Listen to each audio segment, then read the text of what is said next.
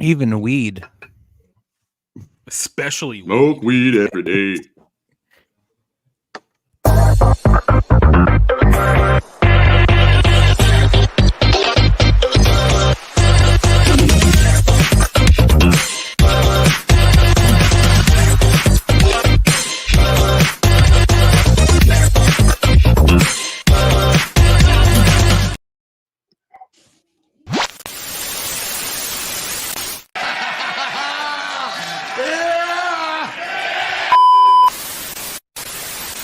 We're men, and we're not afraid to say that we love other men.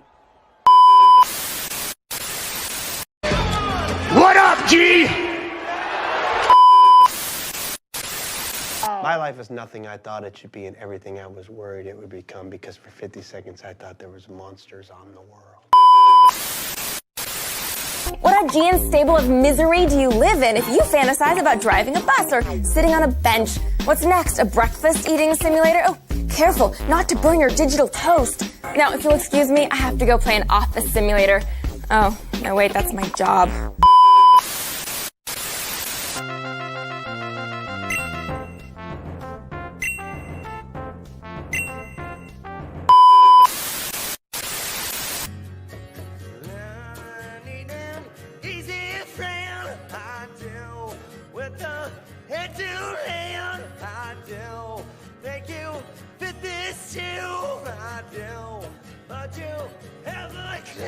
Whoa, I think I just figured something out, Beavis. What? This sucks. Yeah, it really sucks. This sucks more than anything that I've ever sucked before.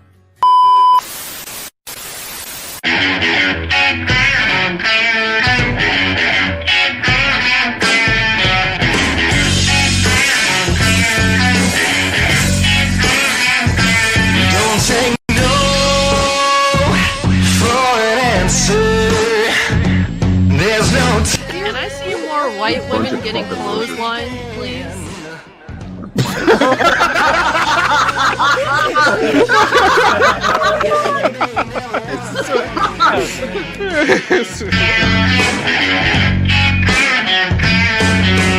People don't understand. People don't understand. People like me. Cause these eyes can see right through you. Don't be surprised. So Snoop Dogg wins the match because Shane McMahon blew his knee out. Damn, that was bad, bro.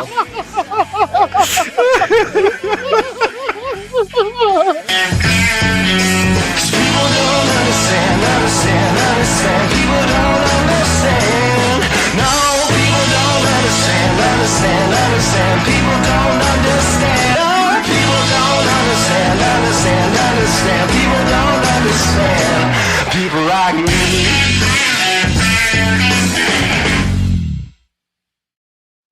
What up, sports fans? We're back here for another episode of the Barroom Podcast. It is episode 93. And I'm joined here today with two guys and a girl.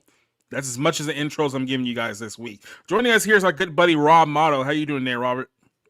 We're just missing a pizza place, apparently. I'm good. You know, it's the middle of the week. I start my new job next week, so I'm looking forward to that.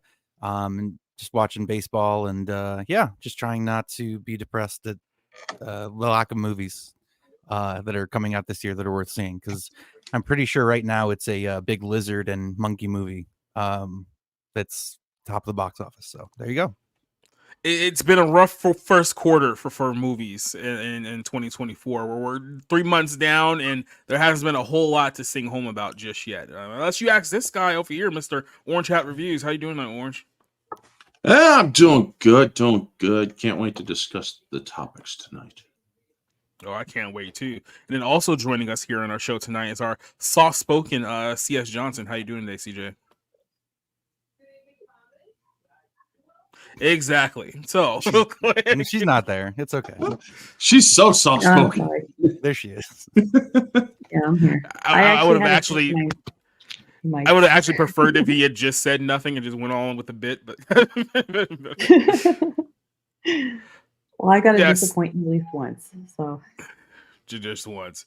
But joining us here tonight, so we're on Rumble, we're on YouTube, and we're on X right now. So go shout out to everyone who's joining us on all the platforms. We got Keith joining us over on Rumble right now, so shout out to Keith. We have Ironside joining us here on X at the moment. So well, hail to the people over here tonight. Then of course we have your YouTube people joining us here. Let's see who got here very early for this show. Vanya saying, asking me this question: did I see was it American Horror Story? I'm assuming this is Apocalypse. It deals with the coming of the devil and how tall are you guys. And first of all, that's a very interesting second question pushed in with that first question. But the first part of that is no, I don't watch American Horror Story. I think we were just having this conversation like literally a couple minutes ago. I've largely given up on television by and large, especially like network television, but even like the cable stuff.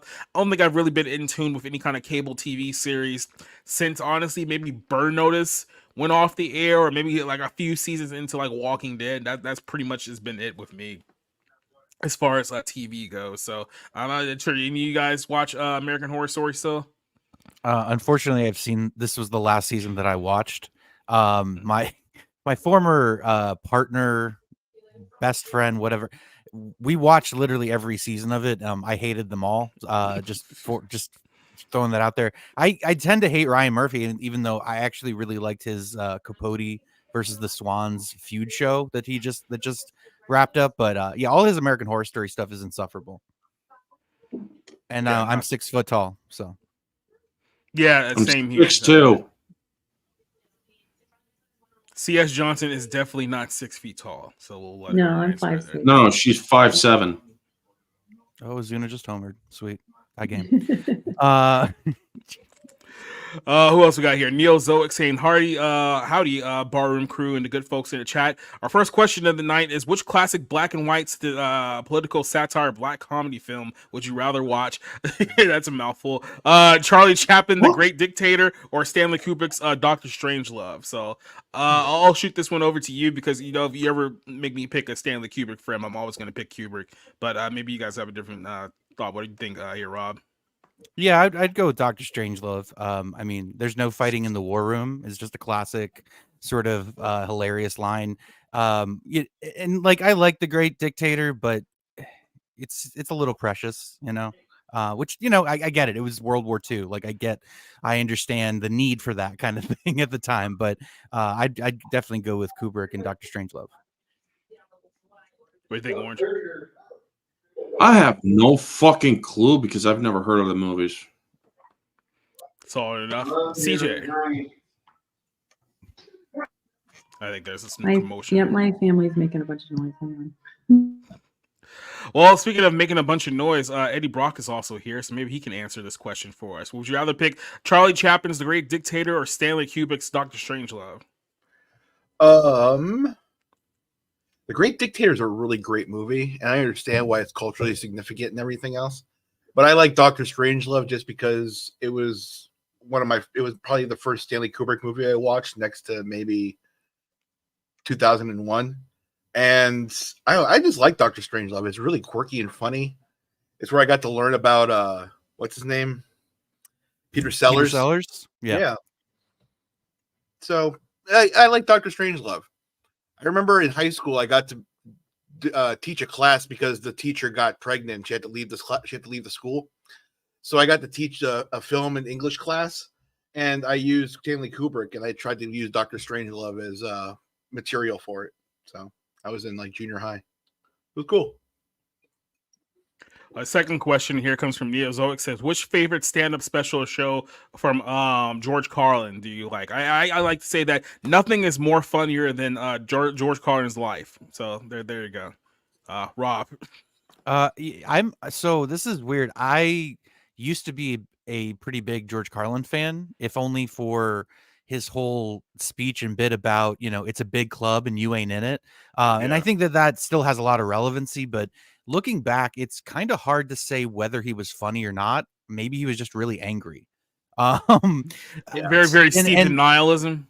Yeah, and I actually think if he was still alive today, he would shift away from a lot of his older criticism. But yeah, he was very much against the religious right and social conservatism. And look, I understand that at the time. I probably felt that way because I was a kid in the 90s. Who knows how I would feel in the 90s as an adult, you know?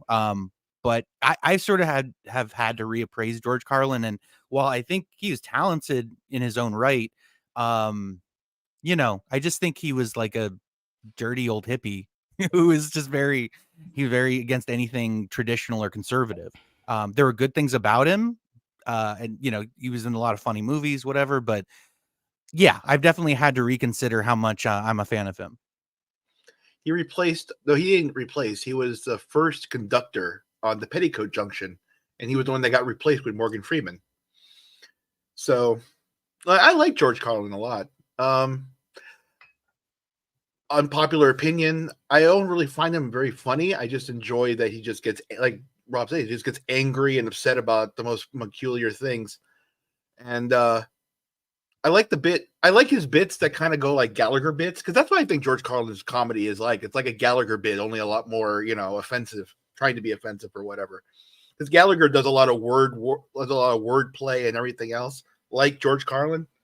So only Gallagher has a watermelon, and George Carlin has fuck you. So I will say real quick, like one of the bit that I do remember best by him is like, he's like, well, you know, everyone always says they just saw so-and-so right before they died.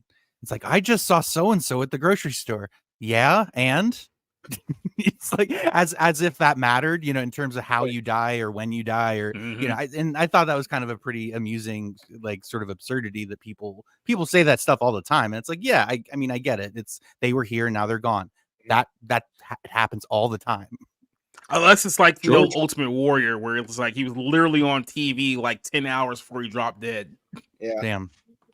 Yeah. The best joke, probably the one that probably gets everybody, is there's no funny they claim that there's no funny rape jokes. Well, imagine Porky Pig raping Elmer Fudd. So, like, I can't. It's literally a block in my mind right now. I can't do that. That's a really odd thing to come back to. So Yeah. talk about being ham-fisted, right? Well, it illustrates the point that telling a joke about something that's awful is sort of the same. It's like you're taking a cart sample of instead of the terrible thing. Just like a joke is not, you know, it's a joke. Literally, the starting point is you're not supposed to be offended by it. It's supposed to amuse. It's supposed to entertain. But you know, obviously, it's like going back to like Norm Macdonald's joke when he was talking about Bill Cosby. And he like said the worst thing about the Bill Cosby situation was their hypocrisy. It's like the rapes were pretty bad, but it's like their hypocrisy is the worst part of it. No, because he said Patton Oswalt said that was the worst part about Bill Cosby. I said, hypocrisy. No, you know what I thought the worst part was? The raping. The raping. Yeah.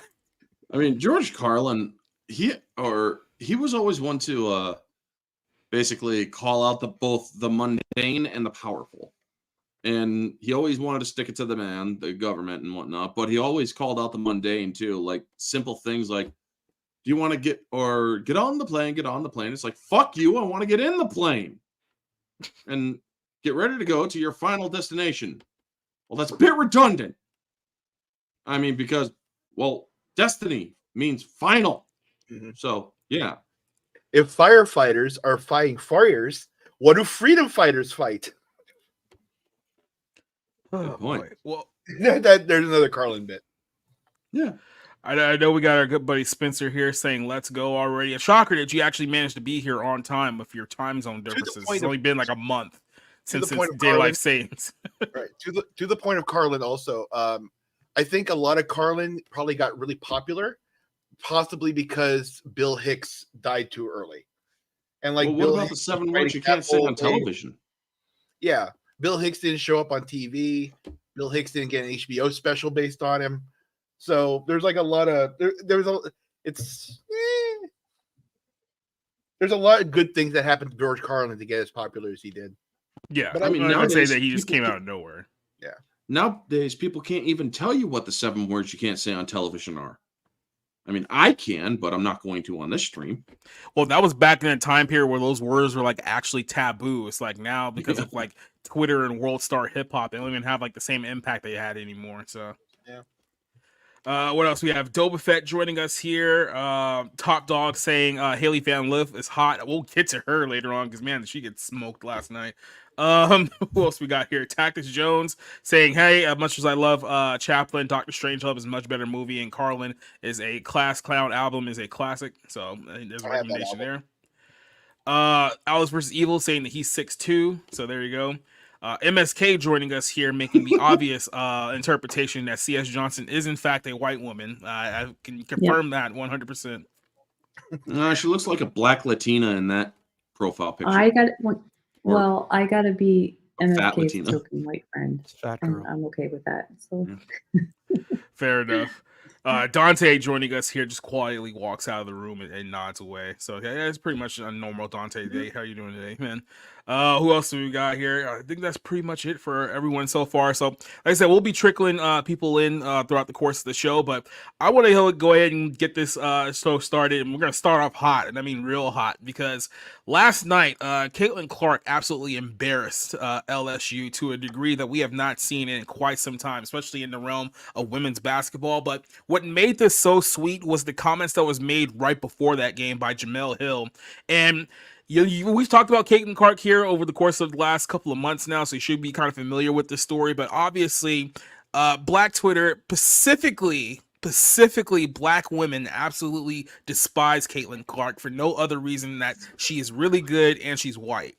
So what Jemele Hill decided to do is that she decided to make this whole thing about her by saying that the only reason why she's getting this much coverage is because she's white, and it's not even close. So keep in mind, this was literally like hours before this game actually took place, but in a shocking twist no one saw coming. That's sarcasm there, just in case you couldn't feel it. Jemele Hill believes that she has found racism. In an interview with Uproxx, she says that the exploits of Caitlin Clark being the greatest female basketball player of all time, saying that she has received more coverage because she's white.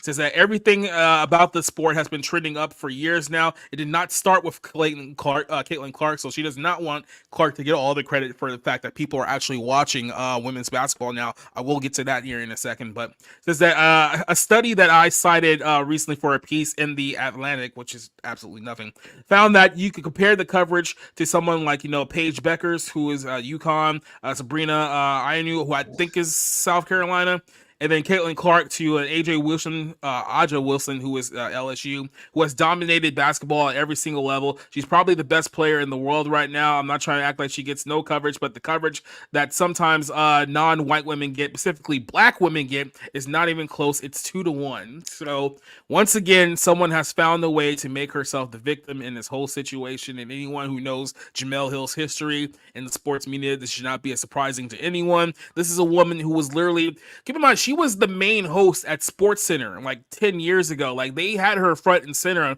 on ESPN for quite a bit of time there, and she got so insufferable that Disney had to cut her loose. Do you know how bad you have to be for Disney to cut you loose due to your woke asinine takes? It's pretty bad. She's also talking about I guess South Carolina here. We'll get to South. I'll set this up here for a second. It says I met what's the name? Aaliyah Boston was the best player in college for a couple of years ago, and she didn't get a tenth of the media coverage that Caitlin Clark did. That's because she's not doing the records that Caitlin Clark is doing right now. That's why she's not getting the coverage.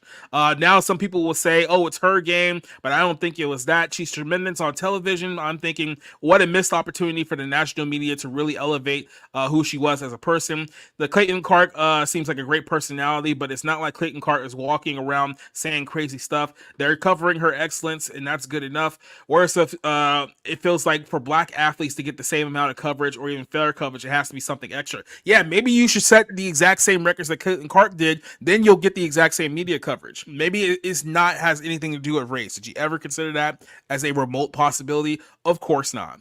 So This is right after the USA Today wrote an article not too long ago saying that women's basketball's faces needs the future to be black, which is a direct combination of Caitlin Clark. So, like I said, these people are so jealous and so petty. They cannot stand the fact that the best female player in the game right now is, in fact, a white woman. But here's the thing. They played last night. It was LSU versus Iowa, a rematch of last year's national championship game. We all know that was the game that LSU won, and Angel Reese became a star because she taunted Caitlin Clark right after that game, and she kind of blew up being the national champion. So they're doing the rematch last night, and Caitlin Clark absolutely runs everyone off the floor last night. She scored 41 points.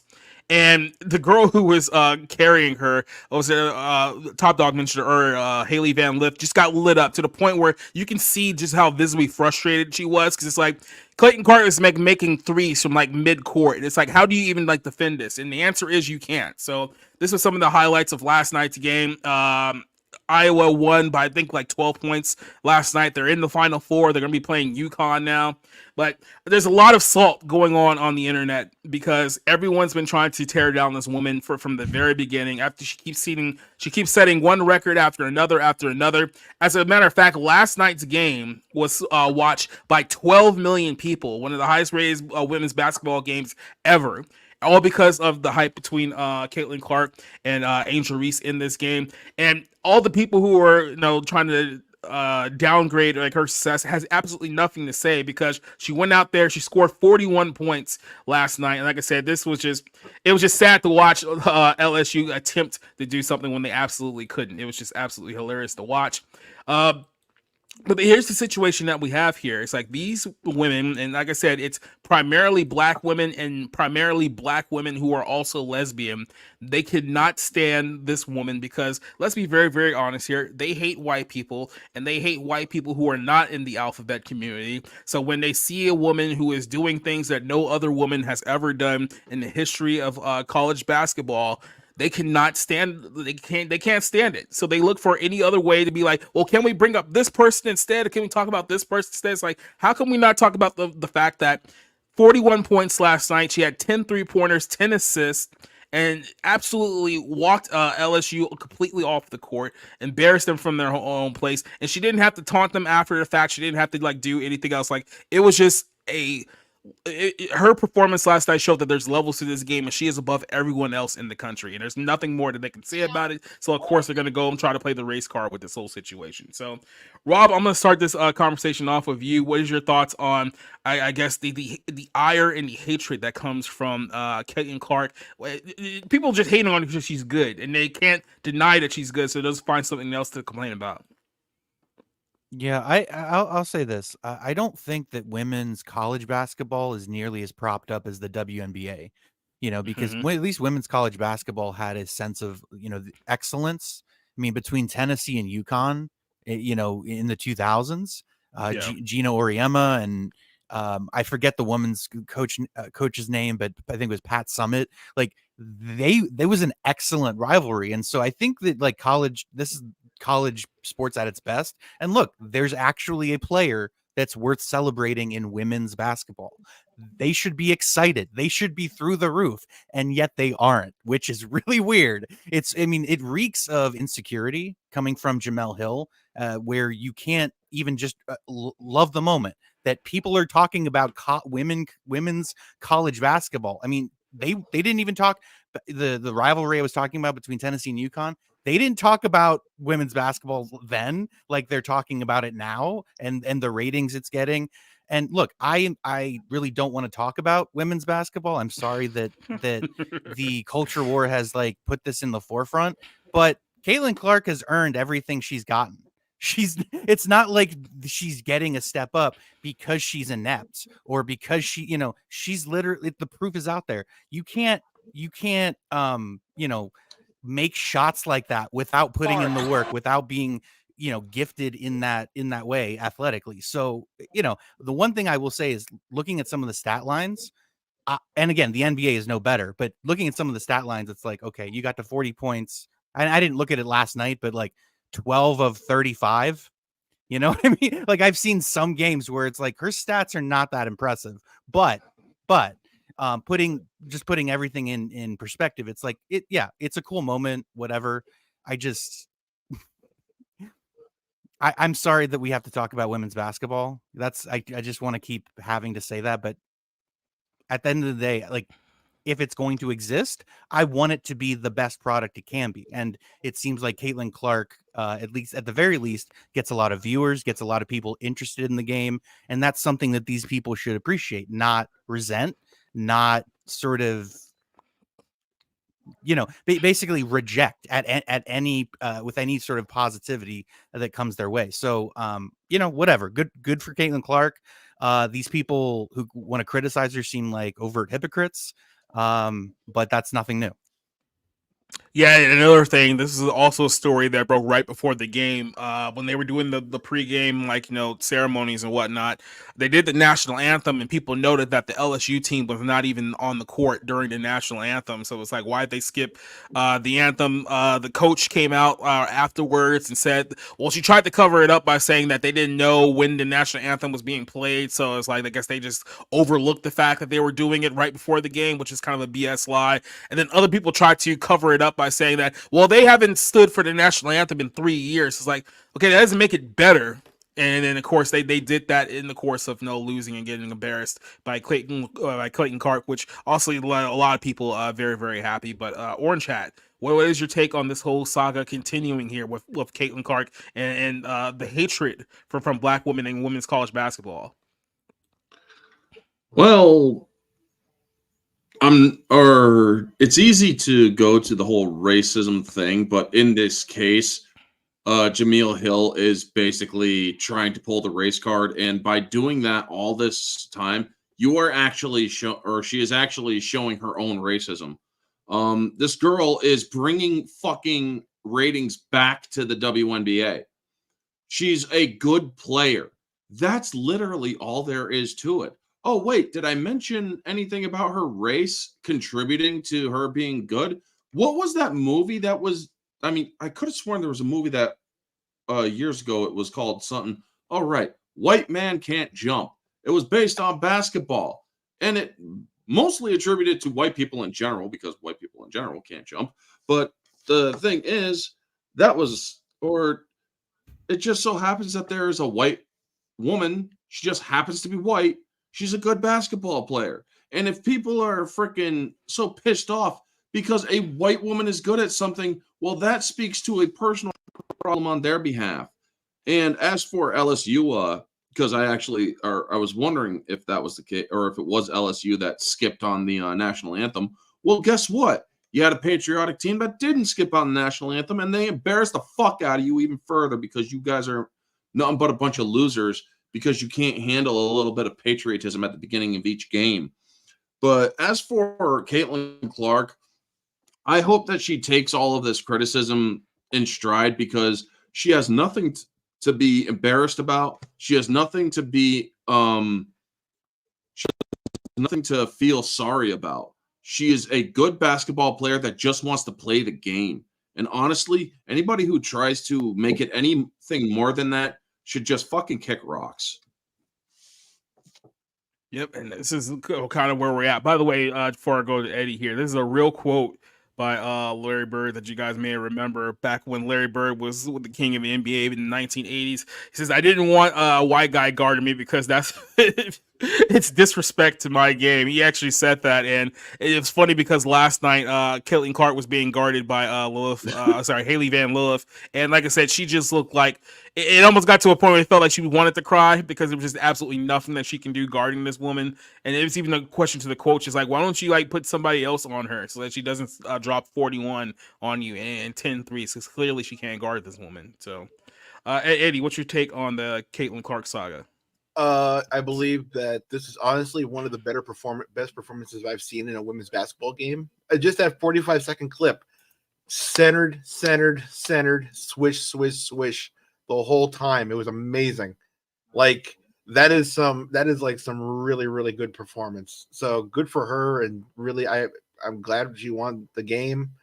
LSU is a con. Like, I always hated LSU for everything, so LSU can go up a tree. And Jemele Hill, yeah, she's a racist. Apparently, everybody that wants to talk about women's basketball is apparently like really centered on trying to be as racist as possible. Like, it's really strange. Like, I get that black people are supposed to be better at people in basketball, but come on, like, let's give it up for the white girl here. She's really sinking them in. Yeah. And like I said, we covered this a few times over the course of the last few months. And it's not just Jemele Hill. It's people like Cheryl Swoops, who's also come out and tried to discredit her. There's been a few other names in the circle who they're coming out. This is a woman who can quite literally make women's basketball popular in the United States of America, which is something that has never been done. Like, the WNBA is only still a thing at this point because it's subsidized by the NBA. If the parent teams in the NBA, the ones that actually do make the money, were to pull the plug on the WNBA experience, like, it would fold almost immediately. Like, they have no money. The women who play in this league have to go play in like Europe and Russia and in Turkey on the off season in order to make proper money, because I think the highest paid person in the WNBA only gets like $300,000 like a year, and that's just to keep like the entire league afloat. So you have someone with mainstream appeal who people want to see. Like I said, 12 million people watched this game last night.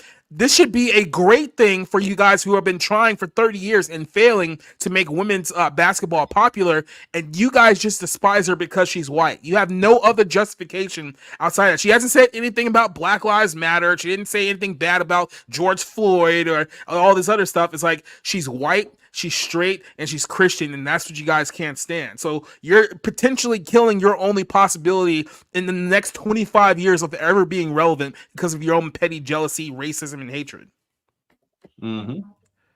CJ, what do you think of this story? I think, well, obviously she's got a lot of skill, and she's worked hard for it. And I think, like, one of the things that like bothers me about people is, like, don't you realize that you'll be criticized no matter what you do? And there will always be people that are quick to criticize excellence out of insecurity or jealousy or just boredom. I think that with all the, like, I guess the racial tension in the last couple of years has just made this kind of like one of the default arguments people bring up. And it's like, it really has nothing to do with it. I mean, like, she's not, I mean, like, if she was black, we'd be cheering for her too. So. Yeah. Well, let's be completely honest. If she was black, the media would be fucking going insane. If a black girl was, like, literally was this good, and I'm sorry, it's the same. Listen, I know that this is not the time to bring this up, but like the thing with NFL quarterbacks who are black, like, the NFL media cannot help themselves but be like, is Patrick Mahomes the greatest of all time? It's like, first of all, he's halfway through his fucking career. Okay, let's pump the brakes on that shit. So, like, I've seen this stuff from the media where they will blow a certain performance or a certain athlete out of proportion with what they're actually doing or with what history shows. It's like, people who are the greatest that they've of all time got that way by doing it over a long career, year in and year out. So, like, I just see this whole thing as an AstroTurf media thing where it's like, hey, let's cause division in women's basketball. And it's like, guys, you have a hard enough time putting a coherent product on TV as it is. Maybe get the basics right first and then worry about, like, generating, you know what I mean? Like, generate interest in your game, not the bullshit drama around it. Yeah, I do think that it is kind of, it is like that. It's like they'd rather talk about like Rob said, with the drama than the actual sport. Maybe that's just because women's basketball is kind of boring, right? Yeah, right. And the one star that they actually have a generational talent, and they're already trying to screw things up beforehand. So it's going to be very interesting here because, you know, the college season is about to be done here in about another week. And then you have the WNBA draft, and I think like somewhere in the summer is when that season starts.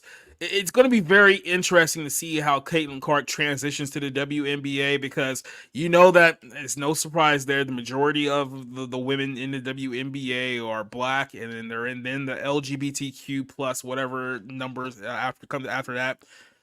they're going to try to test her, right? That they're going to present her with something where they going to demand some kind of response for her. So they'll be like, well, oh, are you going to support this issue on abortion? Are you going to support this issue on gay marriage? Are you going to support this issue on Black Lives Matter? Like, she's going to be tested in some kind of way in the WNBA, and if she rejects the massive media push to have her take a side on something that they want to support, and she rejects that, they're going to hound her even worse than what they're doing now. And I wonder if she's really truly prepared for what's about to come next, because it's not going to get any easier for her in the WNBA. It's only going to get significantly worse from here. But like I said, I wish maybe that there was another league out there. We didn't have to go through the WNBA. But then again, like I said, women's basketball, I hate to break this to you, over the course of the last several decades, hasn't really been that popular at any stage here in America. And the one person you have here that actually is pretty popular, you guys crap all over her. And before I go on to the next topic, I just wanted to laugh at this meme, because I literally laughed for like 5 minutes when I saw this one.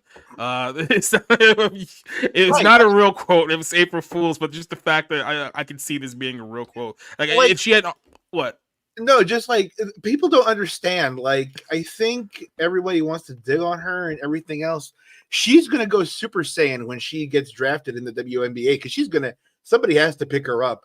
And when they do, her hair is just gonna go Super Saiyan on it, and she's just gonna be laying in bed. She's gonna be Larry Bird, where she's gonna be like, "Hey, come on, you're black. You're supposed to be blocking me. Let's go." You know, she's just gonna be rubbing it in their faces, doing everything she possibly can inadvertently. You know, she's not going to be saying this at them, but you know, she's going to be laying it in the right way, and every single black person there is going to be like, all right, yeah, she's the best. We have to say it now, because it took a long time for Larry Bird to get recognized for being the best. You know, so. Exactly. That was the real quote. Exactly. Yeah, so people also said that no, she'll need a rival too. I think Angel Reese has like 48 hours to declare for the draft if she's going to like join her in the WNBA, but I don't know, because you have to keep this in mind too. In college, thanks to like the NIL deals, these women are actually making more money in college than they're making in the WNBA. So it's like, if you're getting paid like $1.3 million to play a year at LSU, why would you go down to the WNBA where you're only going to be making like $200,000 if you're lucky? It's like, I could just stay in college and get more recognition and get way more money. And that's a sad state of how the league is. Like, people in college are making 5 times more than the highest paid WNBA player right now. That's how bad things are. But then again, due to this response, you wonder why things are so bad and they're not getting any better. So the worst thing in the world is when white people go Super Saiyan. I hate it with a passion. When white people just like harness whatever perfection they have, like it's a little bit of it. But then suddenly, I had a friend who used to play pool, right? And every single time he played pool, he would just start humming "Hello Mutta, Hello Fada" every time he take a shot. So every single time he's like da da da da punk, da da da da punk, da da da da. And it's just like white people have like this thing where when they get pushed to the edge, they're gonna go Super Saiyan, and that's what this chick is gonna do if she does get drafted. I swear, it's gonna be a fun time maybe in the WNBA finally. Excuse me there. Let's see. Yeah, so she's projected to go number 1 overall, which is right now is the Indiana Fever. And I think that's probably part of the reason why she chose to come back. I mean, to go to the. Sorry, guys, it's that time of the year again, and it's bad. Like, my whole house is like green right now. But yeah, that was part of the reason why she wanted to jump over to the WNBA now, because she knows she can go to Indiana rather than wait until next year, where God knows where she ends up. Like, you don't want to be in a city like Chicago or something like that. You want to be somewhere that's somewhat favorable, and this is probably her only chance if the WNBA is her future. So I'll go ahead and jump over to our next story here. This is a guy who I've only known from the one movie, which is obviously Orange Hat's favorite movie of the entire year, which is Poor Things. And he went and hosted Saturday Night Live for reasons. I don't know why anyone thought this was a good idea. Like, maybe he's a good actor. Maybe he's funny in something that I've never seen him in. But what's his name? Ramy Youssef, is that his name? Something Muslim. Yeah, I don't know. Something just reading something. Like what he should have looked like. Arabic, whatever. Come on. We know what I mean. Oh my And god! I refuse. The Wow. first time I saw him, I was like, dude, I refuse to believe you that like this it man's then? straight. You wanted a I big or you wanted a small, huh? Mm-hmm. Oh, anyway. So he hosted Saturday Night Live last week, and he made his entire monologue was just obsessive, puke-worthy pandering to the left wing on this show. And here's some of the things that he said throughout the course of this monologue that he did. I can't play it, obviously, because Comcast would claim it immediately, because that's just what they do. So I'll just give you what he said. He says that he wants the next president of the United States to be a transgender woman. During the opening monologue of Saturday Night Live, Youssef appeared to be mostly sincere when he says that he wants a trans woman to occupy the White House. He later mocked Trump supporters and asked God to free the people of Palestine. So this is exactly what I want to hear in an opening monologue for Saturday Night Live. He said that opening with the coincide with Joe Biden's declaration that Easter Sunday is now Transgender Day of Visibility. And he said, I really think our next president should be a woman. And you know what that means? And all the applause from the crowd in New York says, I think our next president needs to be a trans woman. Noting that the approval of the crowd was slightly less enthusiastic. Well, It was like, saying he wants a man as president again. yeah, I just want a man in an own wig to be president. So that way you guys feel like you want, but you really didn't. He also continued by saying that New York is like, we're liberal, but we're Italian. Youssef said. He also joked that the trans president could campaign on real change. Yeah, because I mean, you would actually mutilate your body. That is, in fact, real change. He later said that he made fun of Trump supporters by saying that he visited upstate New York where he saw all of this Trump stuff, flags and red hats. He was like, yeah, I went north, but I'm south, so I can feel it. And then I guess that's a reference to the American South. I'm from Queens and I'm from Harlem, so I can feel it whenever I go to Brooklyn, Brooklyn. When I go to Long Island, I can feel that racism. This dude said he came to upstate New York. Yes. He's a fucking liar. If he's saying he saw all the fucking yes, we have all this shit. But guess what? We would treat you with fucking respect. We wouldn't give two shits about you unless you actually did something to earn our ire. No, Buffalo's kind of a wild card, so I wouldn't go all in. Buffalo's not upstate New York. Buffalo's West New York. Oh, yeah, that's true. So never mind. That's completely on the table. Albany really gets me. Don't go to Rochester. I mean, if this dude came to northern New York or upstate New York, which is what northern New York is, I'm sick of how people freaking misrepresent my state. It's, oh my God, man. I'm sorry, but this guy's a fucking retard.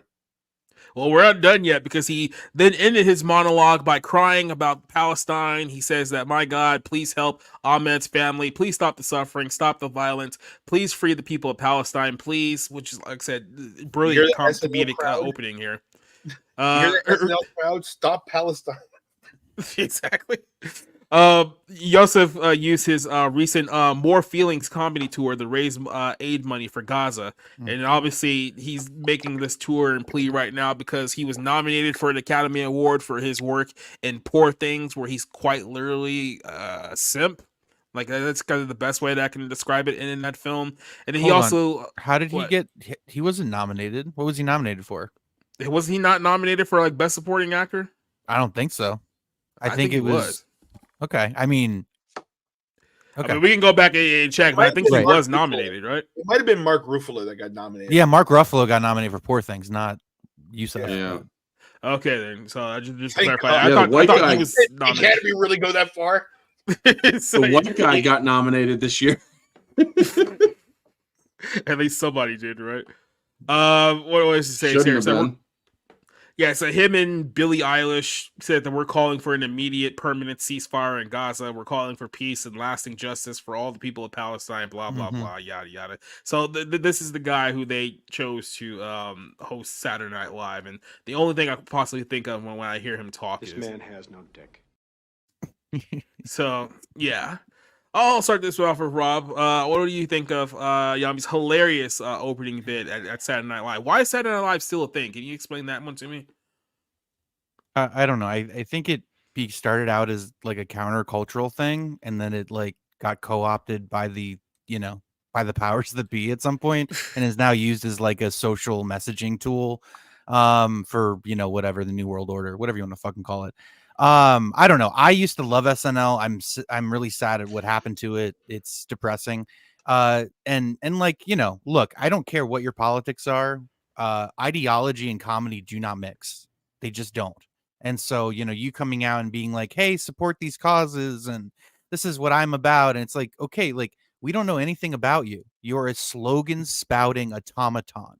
It's like we don't know anything about you. Why? Like there's nothing likable here. It's just a lot of lecturing and a lot of, sort of homespun bullshit. And look, I'm at least somewhat sympathetic to those that genuinely care about innocent people being affected on both sides of what's going on in Israel and in Gaza or whatever we want to call it at this time. So but again, you're hosting a Saturday Night Live sketch comedy show, and this is how you open things up and introduce yourself to the audience. Okay. You better have some really fucking funny skits to prepared, because basically you just brought everything to a screeching halt. Not that, SNL's monologues are what they used to be, where people would literally tune in to see someone, making fun of Sarah Palin or whatever. But, it's just like, comparing now to when it was there were actual ratings to it. So, I don't, on this 4, I don't know why it's happening. You know what I mean? Like, well, it's just virtue signaling and, navel gazing at, from somebody who lives in Hollywood and is protected by, I don't know. It's just like, it's somebody lecturing other people what to believe in and how to live. Basically. Well, not only that, but you brought up a great point. It's like, no, I think part of it is he's playing up to what he thinks his base is. I mean, he's a liberal actor, super duper liberal actor, performing this comedy in super duper liberal New York City in front of, the SNL crowd who only expects jokes about Republicans and Trump and all that stuff. So he thinks that what he's doing here is going to go over well with that audience. And sure, with that audience, they may think that it's absolutely like incredible because, they're all trauma driven from 2016. But for normal people who are just like looking for actual comedy, this jaws to absolutely no one. So I don't know. Eddie, what's your take on this thing? Yeah, you're unmuted, by the way. Oh, look, I'm funnier than this fucking guy. Even on mute. I have no idea who this is. Like, you could see the SNL was like, okay, you see how we gave you Shane Gillis a couple of weeks ago, right? Well, here we go. We're going to send you somebody that you're not really familiar with, and they're trying to be funny, right? And they're in a popular movie, and please like us. And I haven't paid attention to SNL since I'm going to say Colin Quinn was probably the weekday guy, the newsman. So it's been a long time since I had to care about what happened at SNL. Grant tried to get a job there, wouldn't get one, hire me. So I think they can go. I think they can go also up a rope. And this guy is not funny at all. Like he just looks funny, and I guess you can get away with that now. He looks like a twink porn star. Mm-hmm. That I awful thought this mustache. was that guy that did that like Twink documentary Pizzeria. thing. What's his face? The guy who's married to Isla Fisher. Sacha Baron Cohen. Yeah. The guy's a douche. Well, I mean, it looks kind of like He looks like a guy that dies in a horror movie on purpose. Yeah, Looks all like those people Borat's look alike. son. CS, okay? The Jews, the Palestinians, they all look the same, okay? That's the irony about this whole conflict. Never mind. I'm just going to stop talking. What Rob was going to say is that you look like a cast member in the movie Philadelphia. That's what he was trying to say. Yeah. That's it. Or Chad, what do you think? Every problem has a solution. I think this guy's a fucking retard. I already told you what I think. I think if you have the ability to laugh at yourself, that's a very like humble sign of humility. It's a very humble like gift, and I don't because humor can be intensely personal. I don't and requires a lot of self-awareness and like just some experience with human nature. I don't think leftist propaganda, considering how soulless it is sometimes, will actually ever intersect with humor unless he manages to slip on a banana peel on his way out. Another thing is that you could tell he's a bit of a hack because his thing is like, well, you know, Trump is this and that and all that. And then he says, but we're from New York. We're all Italians here. It's like, you realize that there haven't been there's like literally a block and a half for Italians left in New York City. Giuliani got the Italians kicked out of New York. And he's Italian. They're like all in like Staten Island now. There's no actual Italians in New York proper. There's no more Italians in New York City anymore. They literally have a block and a half somewhere in. I do believe Staten Island is the only Republican stronghold of New York City nowadays. Yeah, that's actually true. So it's like, I don't know where he's saying, like you could tell he just doesn't have jokes. He really just gets by on, you know, hearing whispers and, you know, trying to buddy up with everybody. So, I mean, that's a great way to get to your career. Brown nosing is a great way to get to your career. Can a person with a brown nose actually brown nose? It's a lot less obvious. That's how long he's had to work. Yeah, there you go. Like I don't really. It's one of those like stories where it's like I don't really know like what to say about that martial. Like I've seen like Wars at a Children's Hospital that's more funnier than that dude. Like I don't even get like what's the draw here. Like for people, it's like, are you that ideology bent that you just want to hear people on television complain about your political points, and that's what you evolve for like entertainment? Because like I can't think of like going on Saturday Night Live and watching like Steven Crowder or Ben Shapiro give right-wing talking points, think to myself, oh, that's so hilarious, that's so great. Like, no. Right. I mean, that's always been my thing, is like, it doesn't matter what your politics are, what your ideology is. It's when you try to mix that with entertainment, you got to be funny first. You know what I mean? It's got to naturally fit in with like what is being presented and being talked about. Otherwise, it's just too ham-fisted and, you know, on the nose. But I mean, if he really wanted to go out there and make a statement, he should just came out and say, what's the deal with all these Jews in tunnels? I thought there were already too many of them. Now they're just coming out of the walls. Boy, Gewalt. And then do the whole, why not go through the whole thing? And then just played the Seinfeld theme and then just walk away. It would have been 1,000 times funnier than what you actually said. Yeah. So, yep, it's just an absolute hack fraud who they put out there, only because he was associated with a movie where he plays a quite literal simp. And that's his association with fame, I guess. So, for anyone else who took part in a movie. Go ahead. This Ramy Youssef or fucking Ramy Youssef guy, he was in Poor Things, yes? Yes. Yeah, he's Emma Stone's husband at the end. So of the he movie. was basically, pedo. Yeah. So he's the one who married her. No. He's the one who married her after she had gotten run through at the French brothrow after the fact. So yeah, he's that guy. There's a meme online. Still screwing a girl that is mentally a child. I mean, she mentally develops past that point, but yeah, I understand.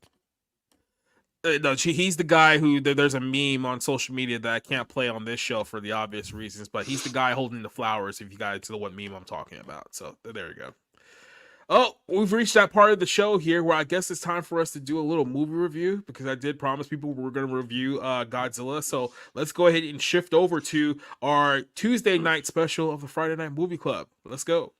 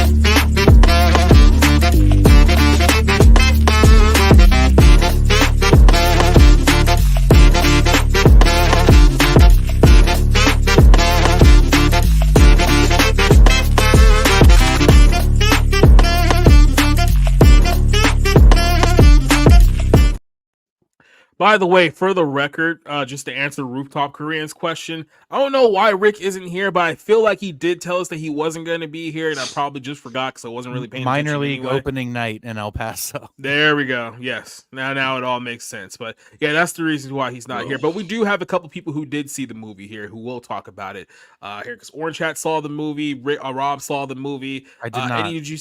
I You did not didn't? see it. No. Oh, you son of a bitch! You're gone, you Steven.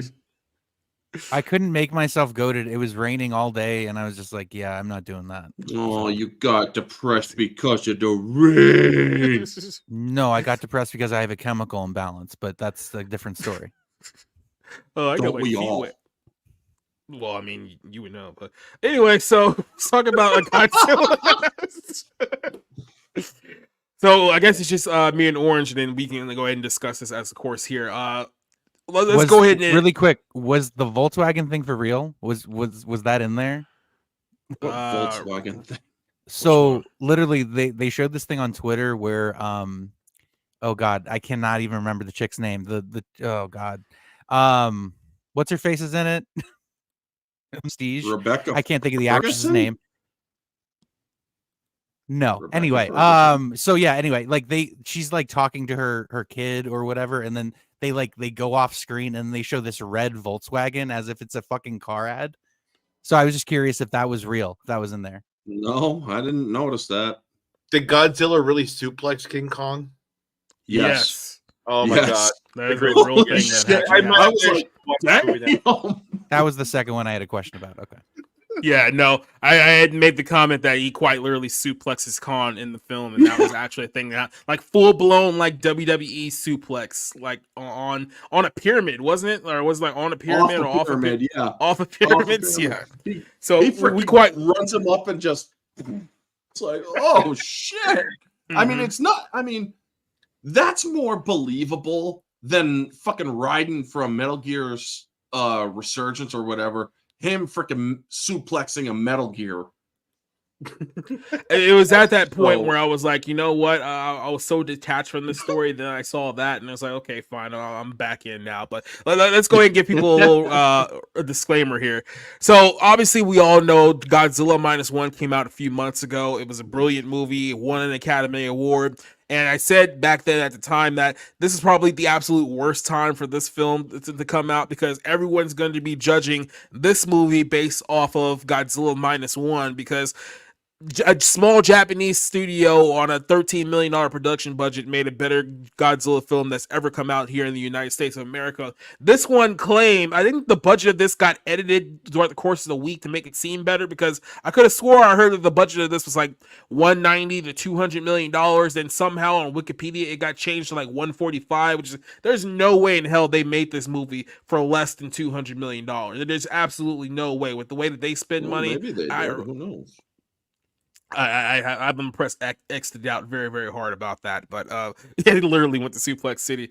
So this film was coming out, and then I was intrigued by this movie when I first saw like the initial teaser trailer for this, because it was the one with like the giant lanky Kong looking monkey, and that looked like that was going to be like their final boss for the fight. So I was like, okay, this could be interesting. Then we saw the actual trailer, and my immediate reaction is, oh god, this is going to be absolutely. When I saw Kong and Godzilla running towards the screen like Batman 66 style, I was like, we're in for like a rough one here.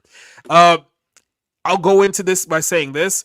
If you're expecting a lot of Godzilla from this movie, you are going to be sorely disappointed right out of the gate. I think they even made a stat on Twitter that trended that I believe Godzilla is only in this film for a grand total of 17 minutes out of the 2 hours of the runtime for this film. So this is very much a King Kong movie. So if you're a Kong mark, you're definitely going to enjoy this a lot more than the Godzilla marks out there, because they focus primarily on Kong for the first 2/3 of this film, and nobody else really gets that much play. Even the villain himself doesn't actually appear in this movie until a solid hour into the runtime, when you finally see the Scar King in this movie. So keep that in mind going into it. But this is obviously a direct sequel to the last Godzilla vs. Kong movie, with the only exception for this one being that Millie Bobby Brown did not return and Alexander Skarsgård did not return for this movie. And so those two are removed. Actually, what's her name? Eliza Gonzalez is actually out of this film too. So a few notable She died in faces the are. last one. Well, yeah, obviously that's why I say she's gone from this one too. But obviously, a few notable faces are gone from this one. The only ones that came back was Rebecca Hall and who's that dude's name? Was it Brian Tyree Henry? Yeah, Brian the black Tyree guy? Henry. Yeah. I gotta say this, and maybe this is just me. The more I've seen his face in films over the last few years, the less that I have liked him in things. I don't know if there's anything solidly that I could say that I've actually liked him in, or maybe you have something, but he's definitely starting to grate on me a lot. He wasn't that bad in this one. In the first, or in GVK, he was outright fucking terrible. Because unfortunately, he had to act off of Millie Bobby Brown and fucking Fire Fist from Deadpool 2. But in this one, I honestly thought that this was a movie, quote unquote, for his time to shine, basically, because his acting wasn't that bad. When he's acting against adults, he does a decent job. When he acts with kids, it's like, oh dear Lord, you're acting like a kid. Stop it. Uh-oh. And according to this, 135 million. Yeah, like I said, I saw it move down, but I could have swore it was higher at some point. I have to find the source on that, but like I said, it probably got memory holder buried somewhere. But so like I said, this movie starts off with Kong. He's back in the Hollow Earth, and he's essentially just wandering the place looking for someone who looks like him, because he's in this place where it's believed to be humans are nowhere to be found, even though we later find out that that's not true. As this is going on, the very early portion of the film, you find out that essentially something from Hollow Earth is causing Godzilla to go insane. So Godzilla is going from country to country, eating up as much nuclear power as he possibly can. It's not explained why he's doing this, but he's clearly doing this for a reason. And what we find out, or human characters here find out, is that, well, there's a distress signal that's coming from Hollow Earth, and the distress signal is causing Godzilla to act this erratically. So we need to go down there and figure out who's calling Godzilla and why this is actually happening. And this is the mission that our characters go on here. So Orange, I'll go ahead and start off with you and ask you this. What I think the Godzilla -1 movie did a very, very good job of is that it actually made you care about the human characters of that movie, which is like a lot of other Godzilla films have openly had no issues with. I don't think that this film really fixed that problem, but I don't feel like the human characters were nearly as grating as they were in previous movies. So what was your take on at least the human characters presented in Godzilla vs. Kong 2? Well, first, to address the first tiny bit of your bit there, I will say what I said on my live review. Those who compare Godzilla -1 to this movie are not smart, because you are comparing a horror movie to an action movie. You are literally comparing apples to oranges at this point. As for Especially the human element, Godzilla movie. as well, true, he is more sidelined in this film. As for this film, the human element, the MonsterVerse has a problem with the human element. They put too much human story into the films. They took less focus away from the monsters. In GVK, they shortened the human element, but they still made it invasive because of Team Godzilla. And ugh. But Team Kong, the girl who plays Gia, the deaf girl, honestly, she is the best human actor out of all of the actors in the last movie. They all got upstaged by a girl, a little kid actress who hadn't acted before. In this movie, she is still the best human element. Yes, the human element is lessened in this movie, focusing more on the monsters, which is actually a good thing because that is what people wanted. However, that is one, or no, actually, scratch the however. I think that is actually one of the pluses that made this film, in my opinion, better than the ones that came before. I like the film. I enjoy the film. I had fun watching the film. And yes, as much as I like Godzilla, I have been a staunch freaking defender of the whole let's just wait and see why he's pink, because there was a lot of freaking people. It's like, oh, he's pink. It's SJW. It's like, shut the fuck up and let's wait until what happens. Me? Hold on 1 second. Need to sneeze. Yeah, it's that time in the year again. But Okay, let me hold. It passed. But the whole thing is, I actually called this and freaking predicted it and whatnot. The reason why he's pink is because they wanted to express the color scale of radiation. Radiation color scale, pink is the highest level and most dangerous levels of radiation. So it does make sense for him to be pink. It has nothing to do with him being an SJW or a transgender lizard or any stupid shit like that. He's literally supercharged to 25 or to 20 times his top strength. So yeah. Let's go also you're rolling through like the entire movie here. I was trying to get back to the one point you were going on. Getting back to the point, the human element is lesser, and that actually makes it a better film. Well, I wanted to, because you brought up that the deaf girl is the best actress in the film, but is that necessarily a good thing? Because for those of you who don't know, the majority of this film is essentially nonverbal in the sense that most of the dialogue is focused on this character who is deaf in the movie. So the way that they communicate with her is virtually through sign language throughout the entire film, which is why I know Rob would absolutely love this movie, by the way. And then the other portion of it is that you're watching Kong, who also cannot speak. So a lot of the movie, I would say about a good 45 to 50% of this film is essentially nonverbal, emotional acting or visual acting before you get through the most part. So is that something that you think is going to entice people to want to go see it, where it's just like you're basically just kind of like watching instead of like listening, or there's no real like what's the best way to say this? It forces people to actually watch, because it's actually saying, if you want to understand what these creatures and what these people are saying without speaking, you actually have to watch the film and put your fucking phones away. And believe me, there was that problem in the fucking theater that day. But well, I was probably part of it too. Me, honestly, I had no problem with the nonverbal cues, the animals talking without speaking. It's like you can still very clearly understand what they're basically conveying and whatnot in this film. At least I was able to clearly understand it. Like I said, here there's a lot of supporting characters that are here that I felt like were just kind of like fodder for the most part. And Rebecca Hall, who I don't know who approved of this terrible hairstyle. She looks significantly worse in this film than she does in the last film. And she didn't look that bad in the last film, so I don't know what was the creative decision behind this. But because they were trying to, I guess, fill the void that Millie Bobby Brown had when she left this film or didn't come back for this project, you have this guy who I could have swore was Sharto Copley before I realized that it actually wasn't, because he sounds exactly like him and has like all his mannerisms and whatnot. So I really thought that was a dude.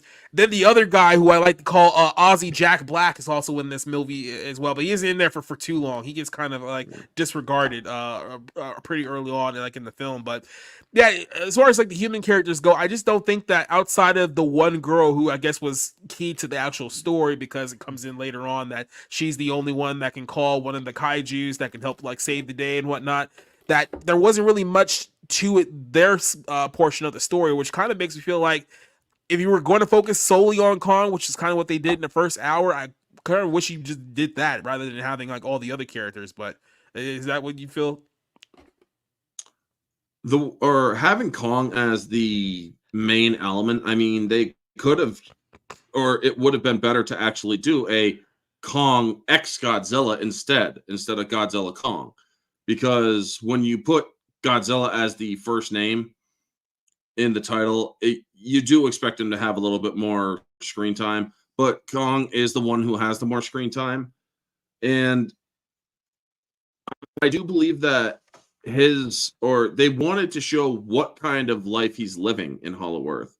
And I thought that they did a good job with that. I mean, I really feel that I'm the only person that actually had no problem with the film. I mean, yes, I do acknowledge there's some cheesiness, but maybe it's because I like animals a little bit more than humans at this point.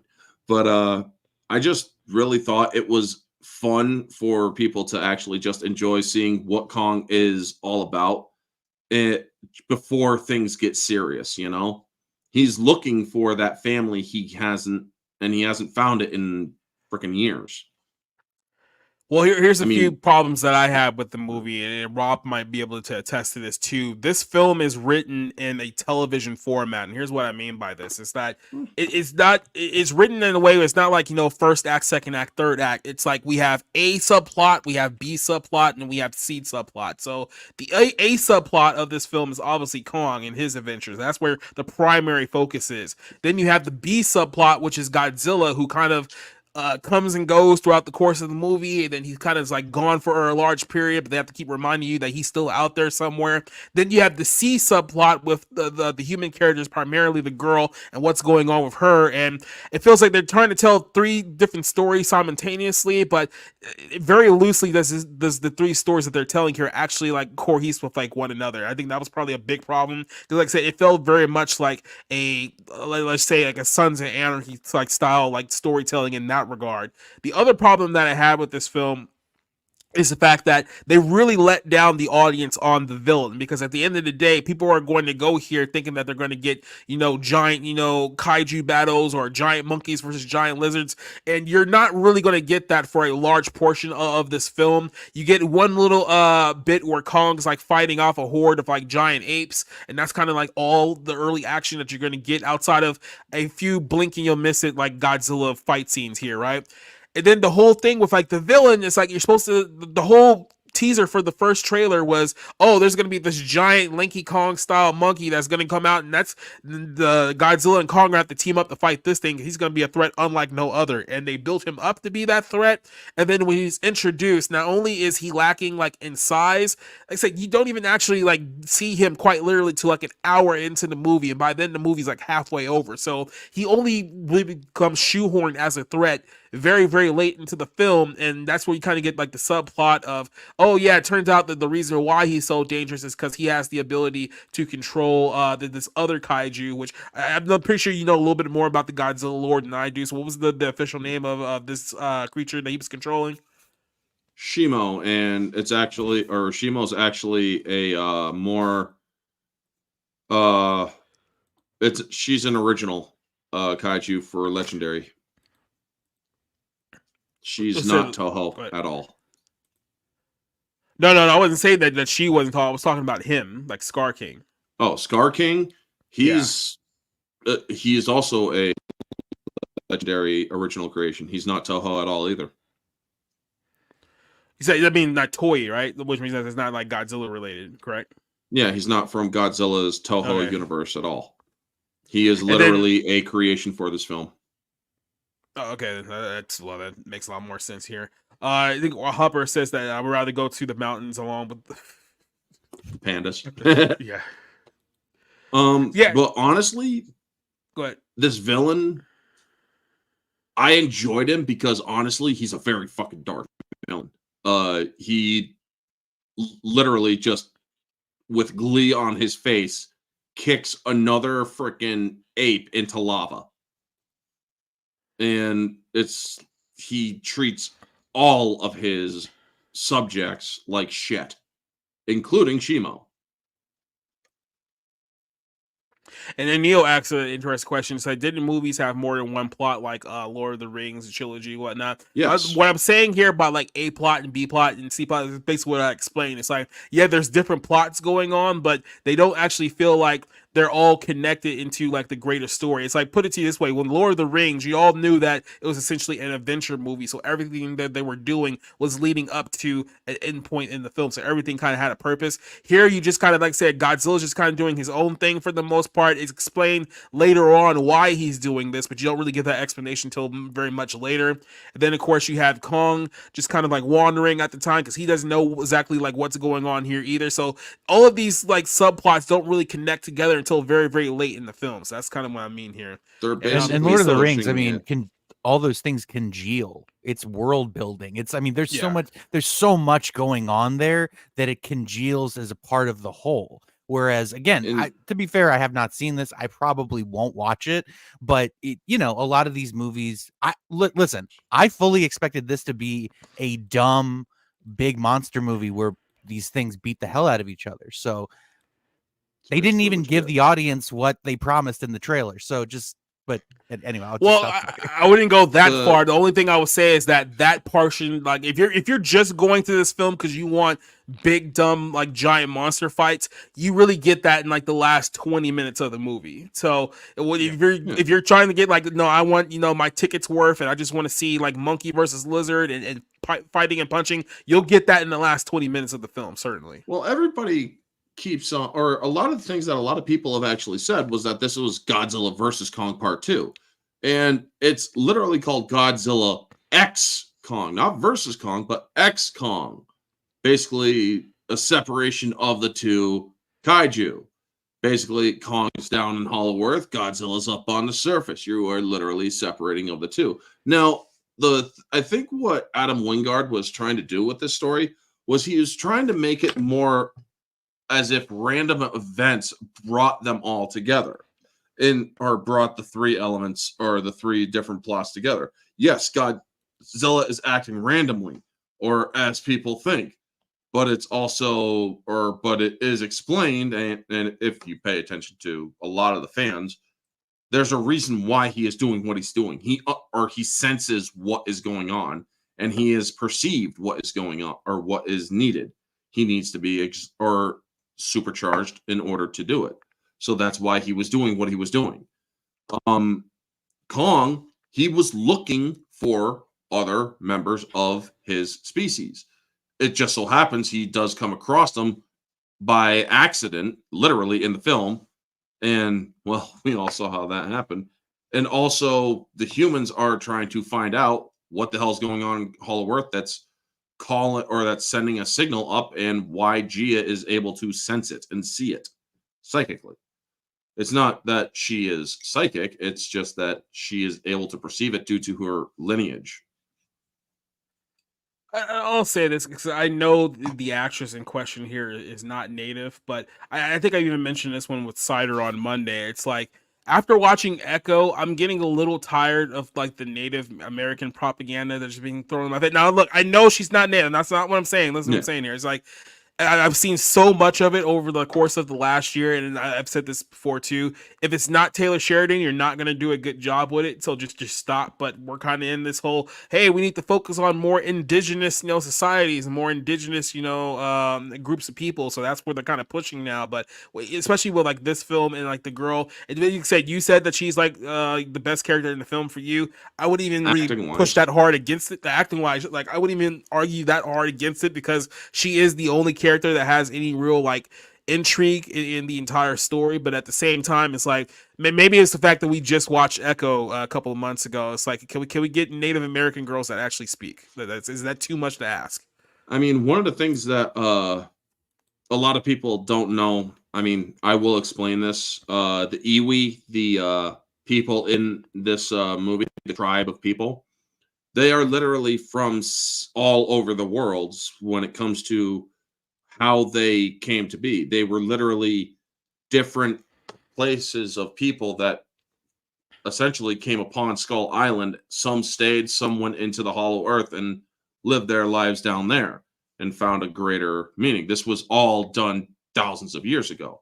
So that is why you literally see a very rather, and I'm not saying this as a buzzword, but a rather diverse background of people. You see Hispanics, you see Asian, you see all sorts of different tribal ethnicities. And honestly, it fits with what the background of the Iwi.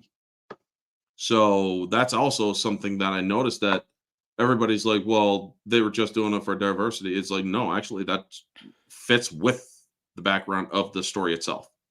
So let me ask you this. Do you think that this film plays better to people who know a lot more about the Kong and Godzilla lore than to say just normie, everyday popcorn viewers who... For the normies, it's a freaking drag it out brawl monster movie. For those who understand the lore a lot better, they will find enjoyment in the film a lot more. because they actually they actually get a lot of the shit a lot more. So I just want to point this out, and Go this is for like a lot of different stuff, but mostly intellectual property. It had diversity, but it wasn't shoved in your face. It wasn't agenda-driven diversity.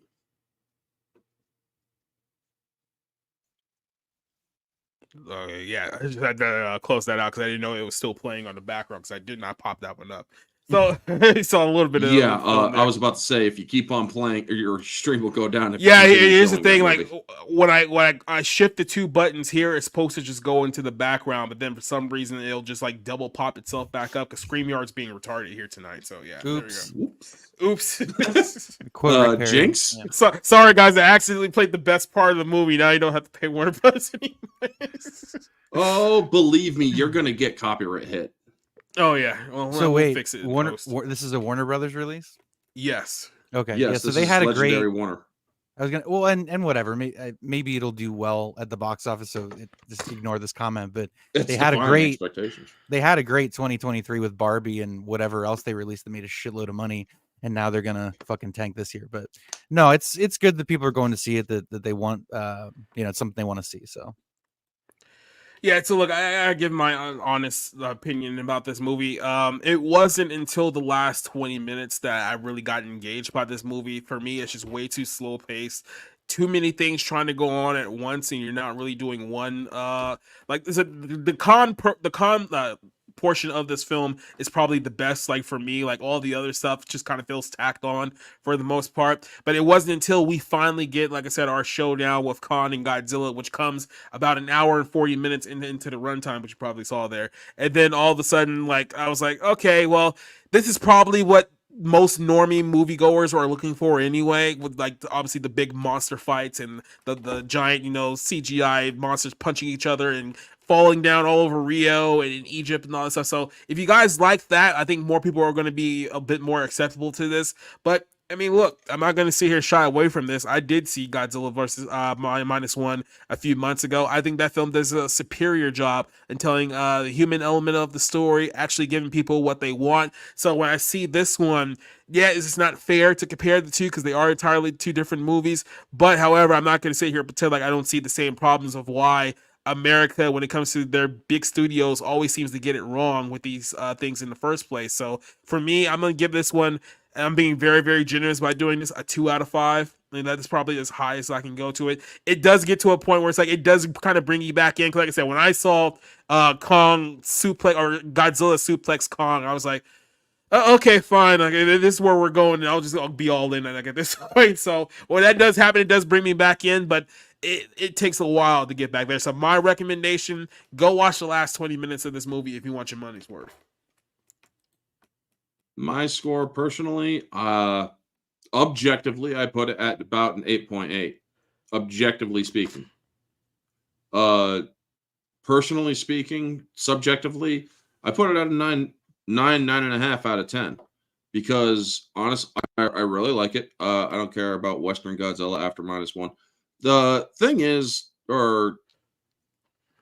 again, a lot of people are unfairly comparing the two. Yes, Godzilla -1 told a great human element story. That wasn't the focus in Godzilla Kong. It was mainly about the monsters. And I feel that to not acknowledge that is rather disingenuous when people are making those comparisons. Because as I said, and as Jacob actually acknowledged, it is very unfair to compare those two movies. Yes, Toho does a better job telling Godzilla's story or a Godzilla movie than any other people because, well, one, fucking Japan owns Godzilla. So, of course, they're going to have a much better way of telling the story. Not to mention, they have a more personal tie to it. For American movie makers, Godzilla is a fucking gimmick. So I understand that. Where to Japan, Godzilla is their freaking country's mascot, essentially, for very personal reasons. We all know what happened 80 years ago. What, did something happen that I missed? Yeah, Japanese's government brought that on their own people. That's fucked up. Oh, you're talking about they the bomb. but still, they made Oppenheimer came out last year. It was about that. Yeah, you know they and don't made get your Godzilla fucking an history from honorary- movies. Did you know they made Godzilla an honorary chief of police in Tokyo? No, but we gave them a chance to surrender and they didn't. So they brought it on their own people. It sucks that they did that to their own people. Let's not simp for 1940s Japan here. I mean, they did. Let's also not talk The about Nazis. situations I mean, that they are were far guilty more of war complicated crimes, the than, rape of you know. Danang. I mean, or Nekang. I mean, so I mean, you know, the Japanese have no room to talk, and they should shut the hell up. So, but yeah. So with that said, I'll give that a solid 2 out of 5. The rape of Danang, the Rangish Chang. It sounds like a Chinese menu, honestly. Nekang. I know. I want some lo mein now. So, no, that's Korean. I can't make that joke. I was gonna make a joke about something that's definitely Korean. That'd be racist if I say that. Okay, Hot never pot. mind. Moving on. Well, let's jump over. Oh, by the way, I forgot to mention this before we scoop over here. That was our movie review portion of the show. I hope you guys like it. Next week we're going to be reviewing Monkey King, which is the other movie that Rob is definitely Monkey Man. You mean Monkey Man? Whatever. Monkey Man. Monkey King, Monkey Lore. Dev Patel is an action star in a Jordan Peele produced movie, and I think it takes place entirely in India. So, yeah, this is going to be a tough pill to swallow. Well, just real quick before we go over to our closer here, I'm old enough to remember Dev Patel when he was in the first 2 seasons of Skins. To see him essentially become the most famous actor out of that entire group is weird because he was basically like the sex-crazed Muslim boy on that show a few years ago. I think him, Nicholas Hoult, and Daniel Kaluuya have all had pretty solid careers in Hollywood ever since that show. And then the chick who played, what's her name? Effie Kaya Scarladario, whatever her name is. I just saw her in, what was it? The Netflix's The Gentleman that just came out fairly recently. And she's basically just playing like an older British woman, even though she's literally only 32, but she looks 40 in that show. So, wow. Yeah. Times are hard for some people, especially when all your life is drugs. So That's just British women. Come on. Yeah, fair enough. True. Well, let's move over to our closer here. Shakira said something kind of based, which took everyone by surprise. Like, I don't think anyone was really expecting this. I was like April Fool's Day because it literally came out on April Fool's. So I was like, there's no way this is legit. First of all, it's like, who even remembers like Shakira? Like, remember Shakira when she was like a thing in music a while ago? Like, look, Maybe. Hips don't lie. Yeah, dude, I'm old enough to remember Shakira when she first came out in like 2002, and then I was like, okay, I like her first album, and then I was like, okay, that's pretty much the only album I like. That's the thing is like, being Latino, I still like Shakira. I still listen to Shakira's music. It's like y'all ditched Ricky Martin after living La Vida Loca. Y'all just ditched him, and like we all took him back. Like, hey, we'll bring him back. Make him do a big star again. Oh so, yeah, I love Shakira. Shakira's fantastic. Well, she came out and talked about the film Barbie. Like I said, this came out yesterday, so everyone just assumed it was like an April Fool's prank. It was like, oh yeah, Shakira is saying something somewhat base about Barbie. It's like, yeah, right. But no, it was confirmed that she actually did say this. And she recently criticized the Academy Award-winning film. By the way, they won for what? Music? So let's not pretend like Barbie actually won an award for anything quality as far as it's this film. It didn't happen. But she said it was emasculating towards men, that her sons did not like the film. So she did an interview with Allure magazine, and she was asked if she saw the film based on the fashion that Margot Robbie wore. Here's what she had to say about it. She said, yeah, I watched it. She told the magazine, I said she did not mince her words about what she said afterwards. My sons absolutely hated it. It says they felt like it was emasculating, and I agree to a certain extent. I'm raising 2 boys. I want them to feel powerful while respecting women. I said I like pop culture when it attempts to empower women without robbing men of the possibility of being men, also to protect and provide.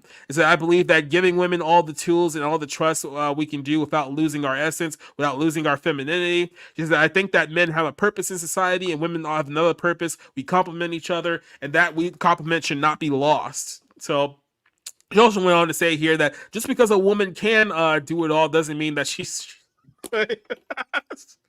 I didn't even read that part. That's funny. Then she also said, "Why not share the load with people who deserve to carry it, who have a duty to carry it as well?" The star acts. So this got a lot of play on social media because Barbie is the film that we all have to universally remember as, you know, it was this great movie that was so empowering to women, and America Ferrera having that absolute meltdown in the middle of the film, that was also great too. And everything about Barbie was just amazing. So and then we can't say anything otherwise outside of fine. It was a very, very shitty film that somehow won only because feminists in Hollywood love to hear people whine about their point of views in films. So, Eddie, I'll actually start this one off with you as the resident Latino of the show since Rick's not here. What's your thoughts on base Shakira saying that men and women actually have different roles in society and we should embrace them?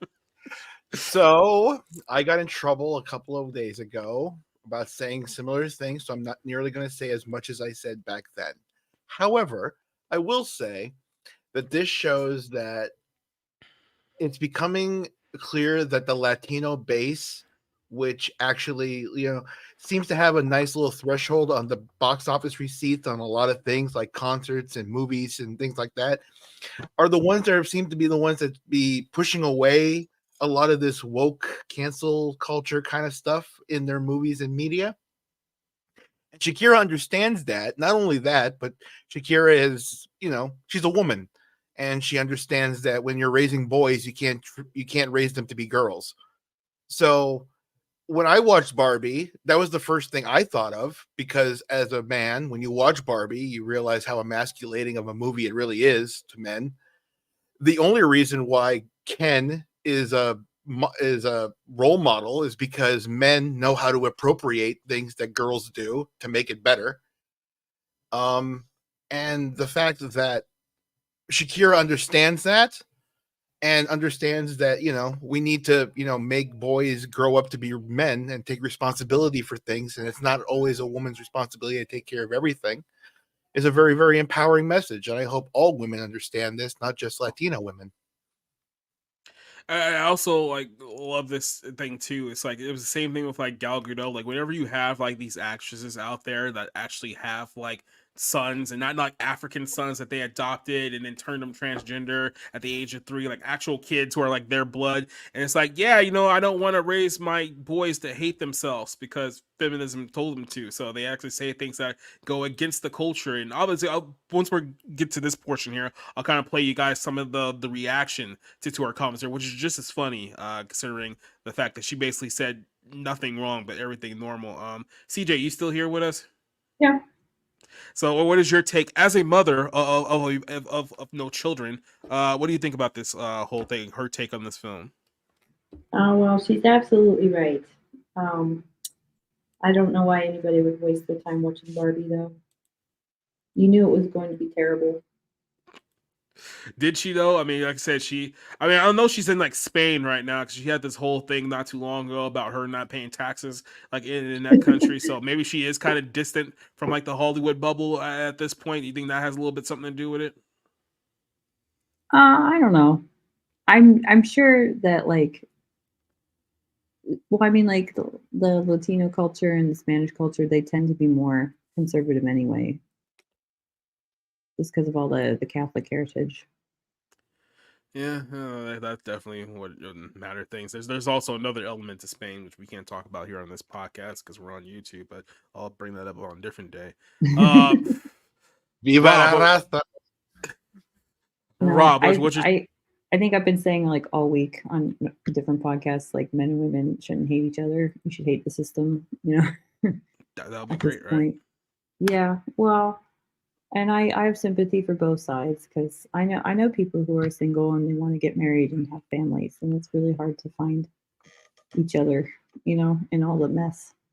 And I don't know. I just think a lot of these people that are famous just have terrible takes anyway. So the fact that she actually has sons and she's trying to raise them as sons, like you said, that speaks well of her in that regard. Man, Shakira's 47.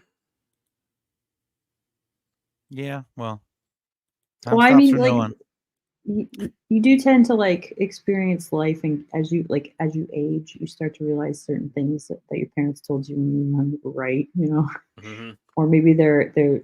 I mean, like times have changed obviously since my parents were younger, but I mean like some of the like human nature stays largely the same.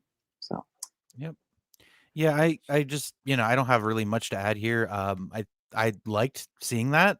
um, it was just, it's just nice to have somebody, you know, whether you agree or not. I mean, this is just me, I guess, but I just like seeing people argue the non-popular view of things, and especially being on Twitter, social media, you just see this avalanche of suburbia, and it's like, look, I really don't want to insult people, but there's always going to be people to insult, and I like doing that. So and with Barbie, it's like it's very easy. It's very easy to make fun of people who like it, or like people who say that it empowered so many women. It's like, and I'm not interested in talking to any of those people. If you are genuinely empowered by the movie Barbie, I have no interest in speaking to you, in talking to you, and having any kind of discourse, because you clearly don't have any kind of critical thinking skills in place. You know what I mean? And that's whatever. And at I saw sometimes, more men empowered by Barbie. yeah. Oh yeah, that's what I'm saying. Like unironically, men knew how to take that movie and make the character that they represent, they identified with, the hero. Right. And I mean, there's a relative point to be made there. I think Cider tried to sort of make that argument when the movie came out. And it's funny, and it's sort of worth pursuing. But I specifically am talking about women, because I saw the comments on Twitter about Shakira's comments, and now how she's like, how she feels threatened. It's like, no, she's literally saying the opposite. She's saying that if you're empowered by something this shallow, something this consumer driven, something this really without ideas, without sort of any constructive thought behind it, you're gonna fall for a lot of shit. You're just gonna, and so it's a form of, it's like a form of false, I don't want to use feminism in a positive light, but it's like false feminism, in the sense that, hey, this is what you need to feel secure. This is what you need for self-respect. And it's completely the wrong message. And really all she's doing here is pointing that out.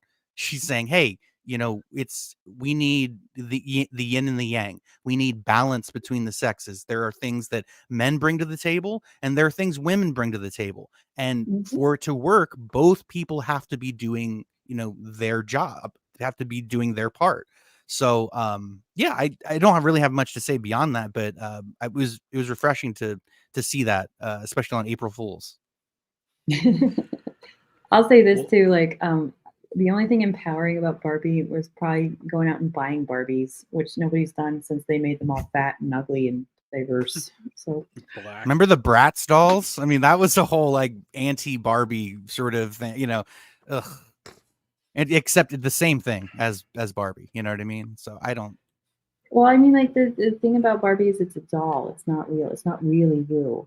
You know, and I'm like, I'm so tired of people like, I need this fake thing to see my real self, and it's Avatar. Like, well, that just means. Yeah, like, I mean, so many people do it with social media every day. It's it's their avatar for who they are, and which is funny because it just the Matrix turns, I think, 25, and it does. It reminds me of that thing of like this online identity where you're a completely different person than who you are in reality. I wish they made more movies like that, especially in the modern day, where it's just like, you could go so many places with it, who people are in real life versus who they are online. Yeah. Well, I've told my kids, like, when I was their age, we liked horses. Like, I loved horses. And now everybody likes unicorns. And I said, I don't see anything wrong with unicorns. But if you believe that unicorns are real to the point where you are obsessed about it, you're probably not going to have a very grounded sense of human life experience. Yeah. I mean, for instance, I grew up with the movie Legend, directed by Ridley Scott, starring a very young Tom Cruise. It involves a unicorn. But I fundamentally understood they were fictional, fantastical creatures. They don't exist. Fictional characters. I'm not going to bring about Tim Curry's Lord Darkness because I cut off the horn of a unicorn. Okay. Yeah. Well, I mean, people live in like this like augmented fantasy, like science fiction fantasy sort of reality these days. And it's like they live in a fantasy. You could have stopped there. Yeah. That's what they do. Well, I mean, and that's like I didn't watch Barbie, but like just even from the clips and what I was hearing from different people, obviously it was made with this level of vague ambiguity that let you read into it what you wanted, and it was like marked either that or it's like completely incompetently written and directed, which is also possible. So I'll go to the orange chat here, then I can go to, I guess, the response based on this here too. But what do you think about Shakira's comments? Based. Honestly, I think that Shakira is most likely about to be attacked by the cancel mob. But I really find it sad that I do really find it sad that people are basically attacking people simply for speaking their mind. It shows that they do care more about censorship, especially if you go against the hive mind mentality. As for Barbie, I will never watch that movie. I have no interest in exposing my brain or killing my brain cells to watch that movie.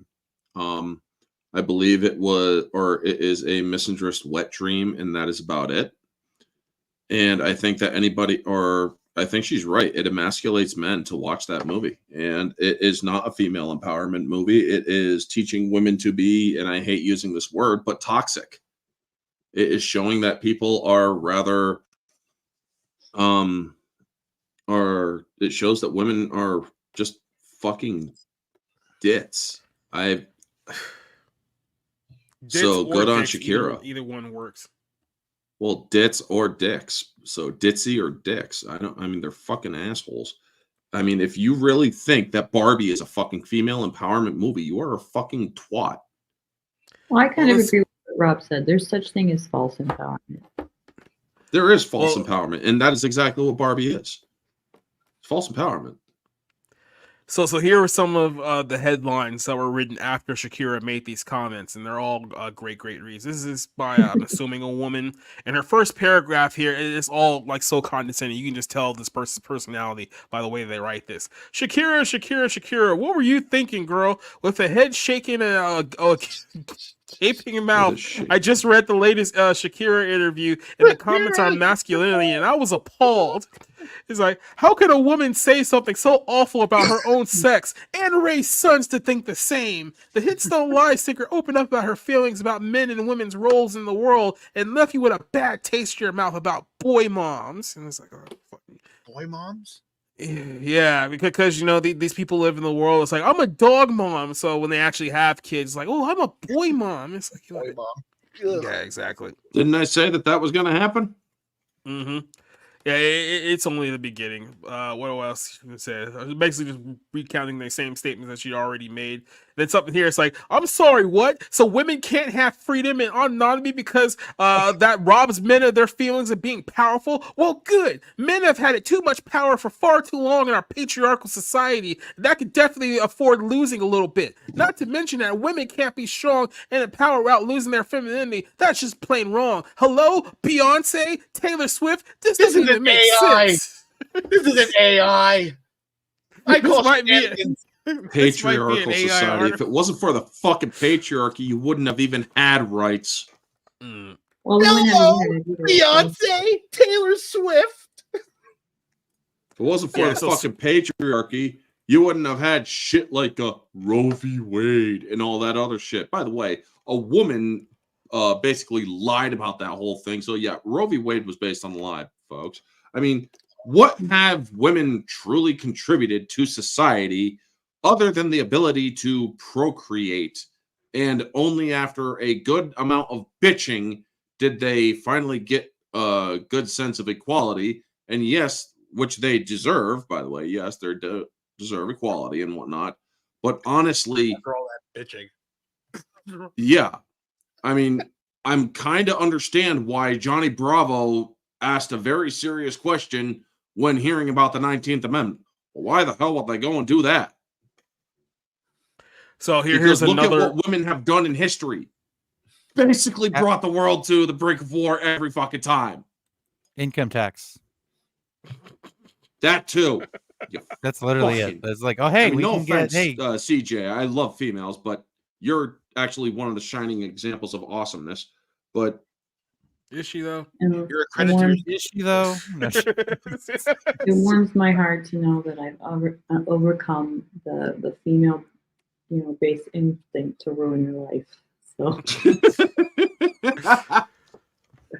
here's another woman says that the current Shakira narrative is that she's turning the pain of her relationship for a partner of 11 years and the father of her children into art. That she embodies an empowered woman who no longer cries. Time of her album, by the way, and a woman who is in a video of Cardi B that takes place on a planet where men are happy to be dominated by women. Yet she cannot understand a movie that is so damn obvious in condemning the patriarchy rather than men. So that she's trying to make we're not condemning men, we're condemning the patriarchy. So you're condemning men. That's what you're doing. Like, just stop.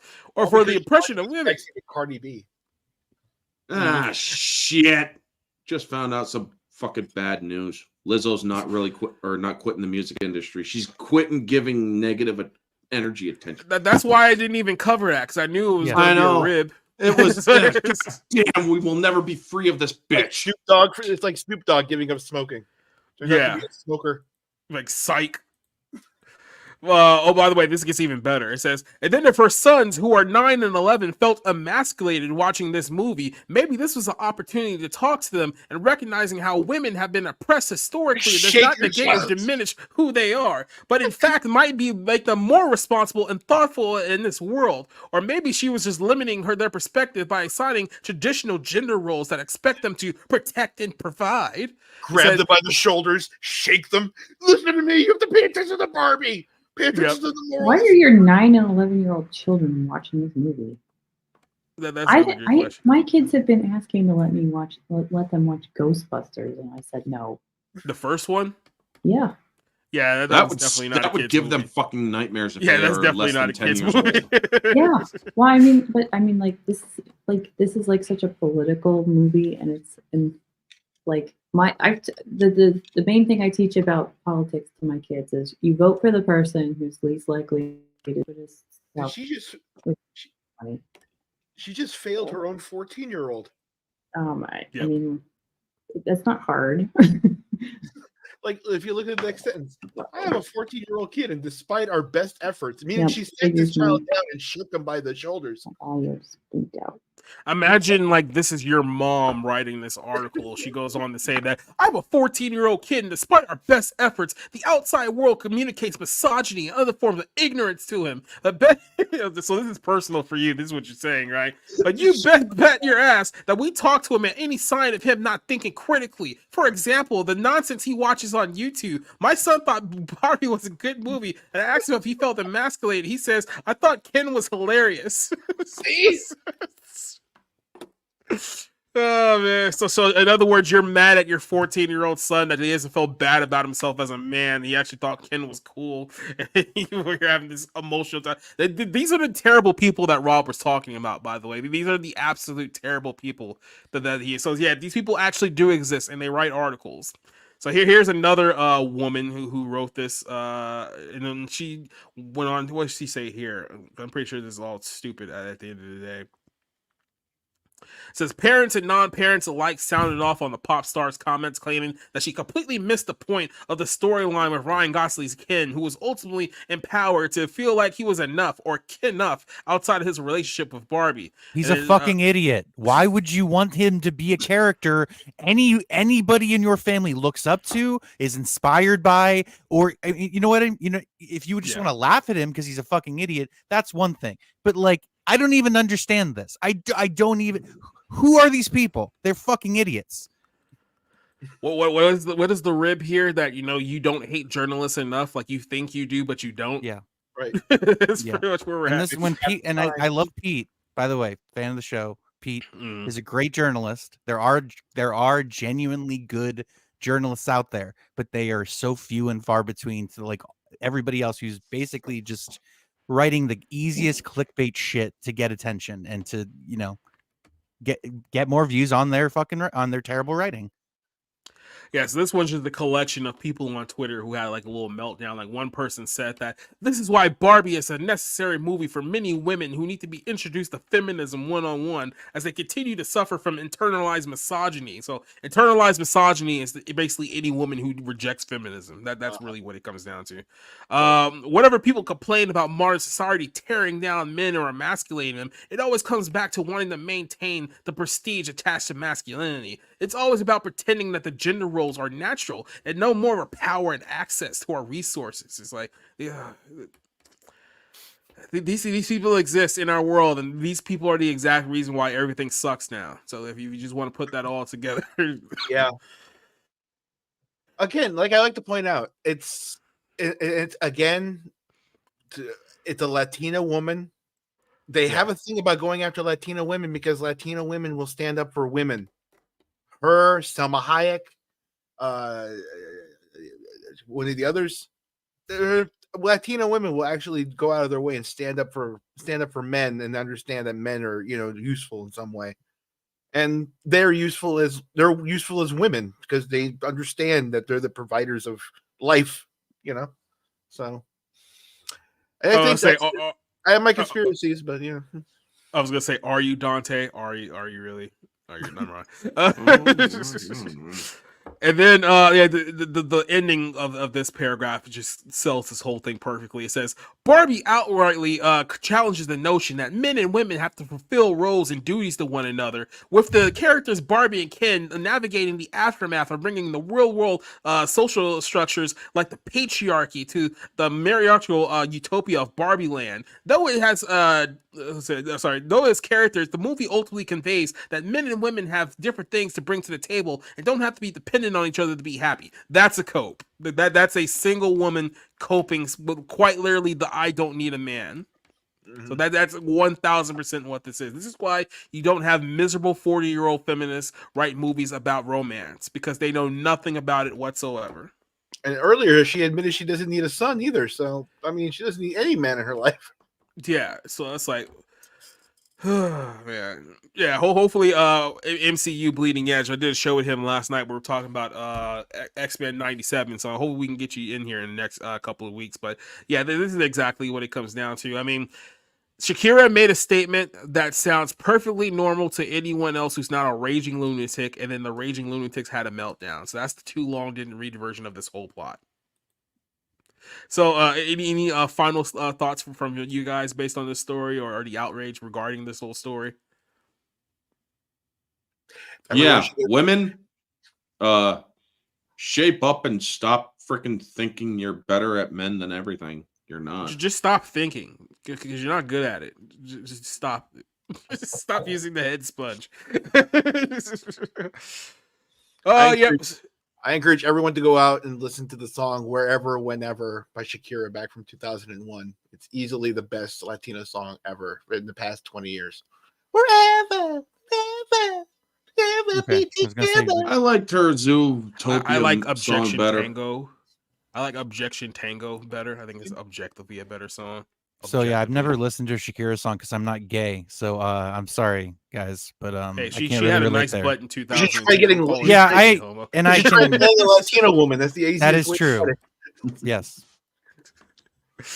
All right. Well, I think that's about it for us here on the show tonight. So yeah, I forgot CJ got locked out there. So anything you want to give us there, CJ? Yep. I know. Nope. Yeah, I know why you cut me out. So okay. I didn't cut you out. You cut yourself out. Don't blame me. I didn't do this. Oh damn! I wish I had that sound bite. I don't have it. Son of a bitch. We'll save that one for another day. Yeah, so that's it for the show here. We're gonna get out of here a little bit early. This might be the first time in like 4 months I actually got out of here in a 2-hour time frame. So first of all, thank you for joining us here. Thank you for giving us our time. And now I'm gonna forward this back to you to promote anything that you guys got coming up. So CJ, let's go ahead and start with you. What do you have coming up, my dear? Just book stuff. So buy my books. Just buy her books, and you can see her link there, right there on the bottom of her name tag. You can buy them all, just for fun. Mm-hmm. Especially the one about the fact check from the avatar that she's displaying to you guys right now. Yes, from my background. Spencer drew this for me. So. Speaking of pretty ladies, this guy over here, Eddie Brock, definitely has stuff coming up. What do you got doing? This is the second time today. I am really good looking. Holy crap. Mm-hmm. Yeah. Anyway. Gold, baby. We don't get old. Latinos don't get old. As you can see, I'm still 30 something. So let's see, what do I have to have? PhantomPulse.com. You can go there.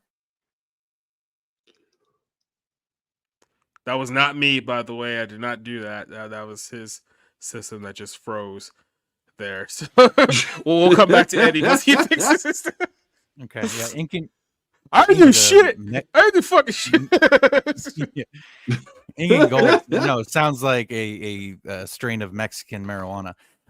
Anyway, just saying. But anyway, I don't know. I'm really behind on movie reviews. I think I have 7 of them to write. I start my job next week, so I should really get on that.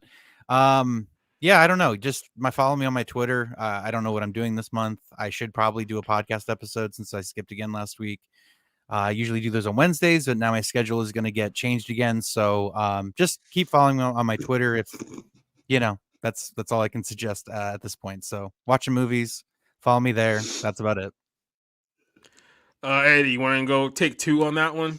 I want to tell everybody that this is a conspiracy against me. This is now the 3rd time I've been kicked off the internet for talking about Latino culture and Latino things. And I'm just going to say that this is something that's going on that I don't agree with. So I don't understand where you're going at, Susan Wozniak or whatever the hell your freaking name is. Anyway, PhantomPulse.com. I think I have an article to write now. PhantomPulse.com. You can go there and read it. Yeah, man, maybe you and Melissa Barber should team up and talk about your oppression. Then, of course, this guy, Orange Hat. What do you got coming up, Orange? Well, I'm doing my April theme streams in which I am doing different franchises each Tuesday. I just did the Alien franchise, giving my thoughts on the movies, the games, and whatnot. That's going to be Tuesdays afternoons. Wednesdays in the middle of the month, me and Mara are doing 1s and 2s for Lethal Weapon and Lethal Weapon 2. Singles are going to be The Accountant with Ben Affleck and From Paris with Love with John Travolta. And Friday nights are Orange Hat Uncensored, where I give my political thoughts. And Sundays are the weekly recap is making its return, in which I talk different Hollywood news and whatnot. All so, right. yeah. Also, I'm trying to get to 2,000 subs before the end of the year. Good luck with that one. Thank you. What I got coming up here. So I decided, if you guys been following me on Twitter, I have all my links in the description below. I'm not gonna live stream WrestleMania this year because one, I just found out the finalized card. Night 1 absolutely sucks ass, and I'm absolutely not gonna watch that. I don't care if The Rock is wrestling in the main event. I'm not sitting through 8 hours of that dreadful card to get to The Rock. And then this Sunday at 7 p.m. I have the Bible Lens podcast, and I'm probably going to be talking about my most controversial topic to date. But I'm going to be talking about how Satan has essentially corrupted sin into black culture. So there's going to be a lot of black Hebrew Israelites and Nation of Islam people who are going to be very, very angry at me this Sunday as I do this content. But I'm going to go ahead and do it anyway because I don't care. So that's what we're doing on Sunday night. And I don't know, at some point after my show, I might watch Cody and Roman. But I mean, it's like, dude, if Roman's not winning, I just don't care. Like, this is the first time since like 37 I've just completely tuned out of a WrestleMania. So I don't even have the heart to follow it. So that's just me. If you guys hadn't, by the way, just real quick before we get out of here, if you guys hadn't noticed, last Saturday, me, Orange Hat, and a few of our good buddies here, including Eddie, Cassie, Words of Paradise, and a few other people, we did a pretty long retrospective of 90s Nickelodeon. We did the game shows last week, and you're going to see clips of those episodes coming out through the course of the next couple of weeks. I want to record another one, hopefully this weekend. If not, we'll do it at like another weekend afterwards, but obviously I want to get into the live action shows and the cartoons as well. So look out for that series. So that's a little interesting tidbit of content that we are doing now. You're going to see episodes be released every day over the next couple of weeks. so check that out. And also, I did a review of the Freaknik documentary on Hulu with our good buddy Mongo Slade. That's coming out this Saturday. Our full sit-down conversation about that comes out this week as well. So we got a lot of things coming up here on the podcast. And then, of course, tomorrow night, I'll be with Cider and Josh and Spencer on the 01 over at Batting in the Comics. And then maybe I have some articles along the way, too. So to everyone who joined me here tonight, thank you very much for joining us. Everyone who joined us here in the chat, who we have: Neozoic, obviously, Rooftop Korean, Hopper, Vanya, Alex, Dobafett, Cassie, Dante, Marie, Spencer, Tactus Jones, Top Dog, Swag King, Iron Mike, who else we got? Mephisto, Tim, MCU, Bleeding Edge. Everyone who joined us, thank you very much for joining us here. And since we did leaving out here on a slightly earlier note, I figure I grace you guys with just a little bit of Shakira. So yes, we are playing a Shakira song because Rob said that we were gay for liking her. So now I'm going to force you to sit through 4 minutes of Shakira for that one comment, because that's how petty I am as an individual. Thank you very much, everyone. Good night. Night.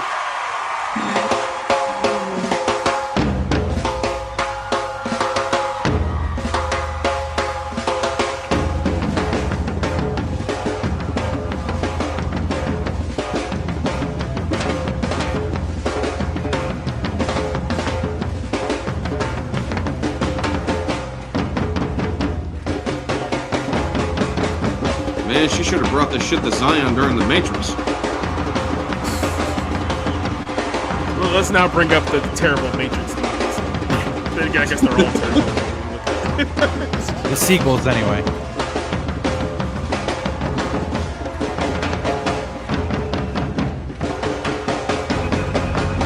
I thought that she's so irresistible. The damage she's caused is unfixable. Man, not even the auto-translate is fixed, or is able to translate. But when it comes to me, you don't care.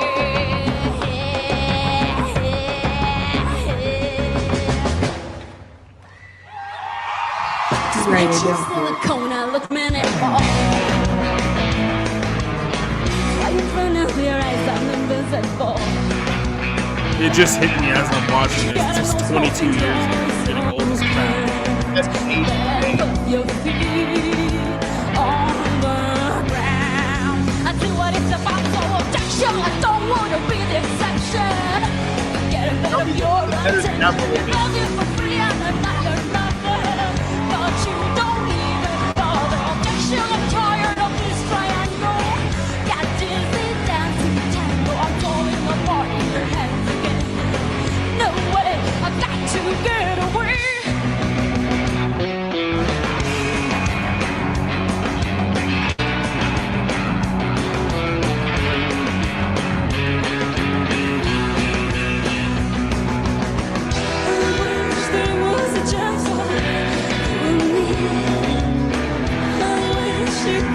Find a place to be away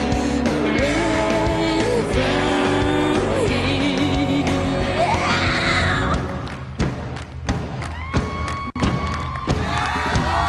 This is pathetic, but so dark. You said this thing I said all to me. Love for three was never meant to be. But you can try and rehearse it or train like a horse. But don't you count on me? Don't you count on me, boy?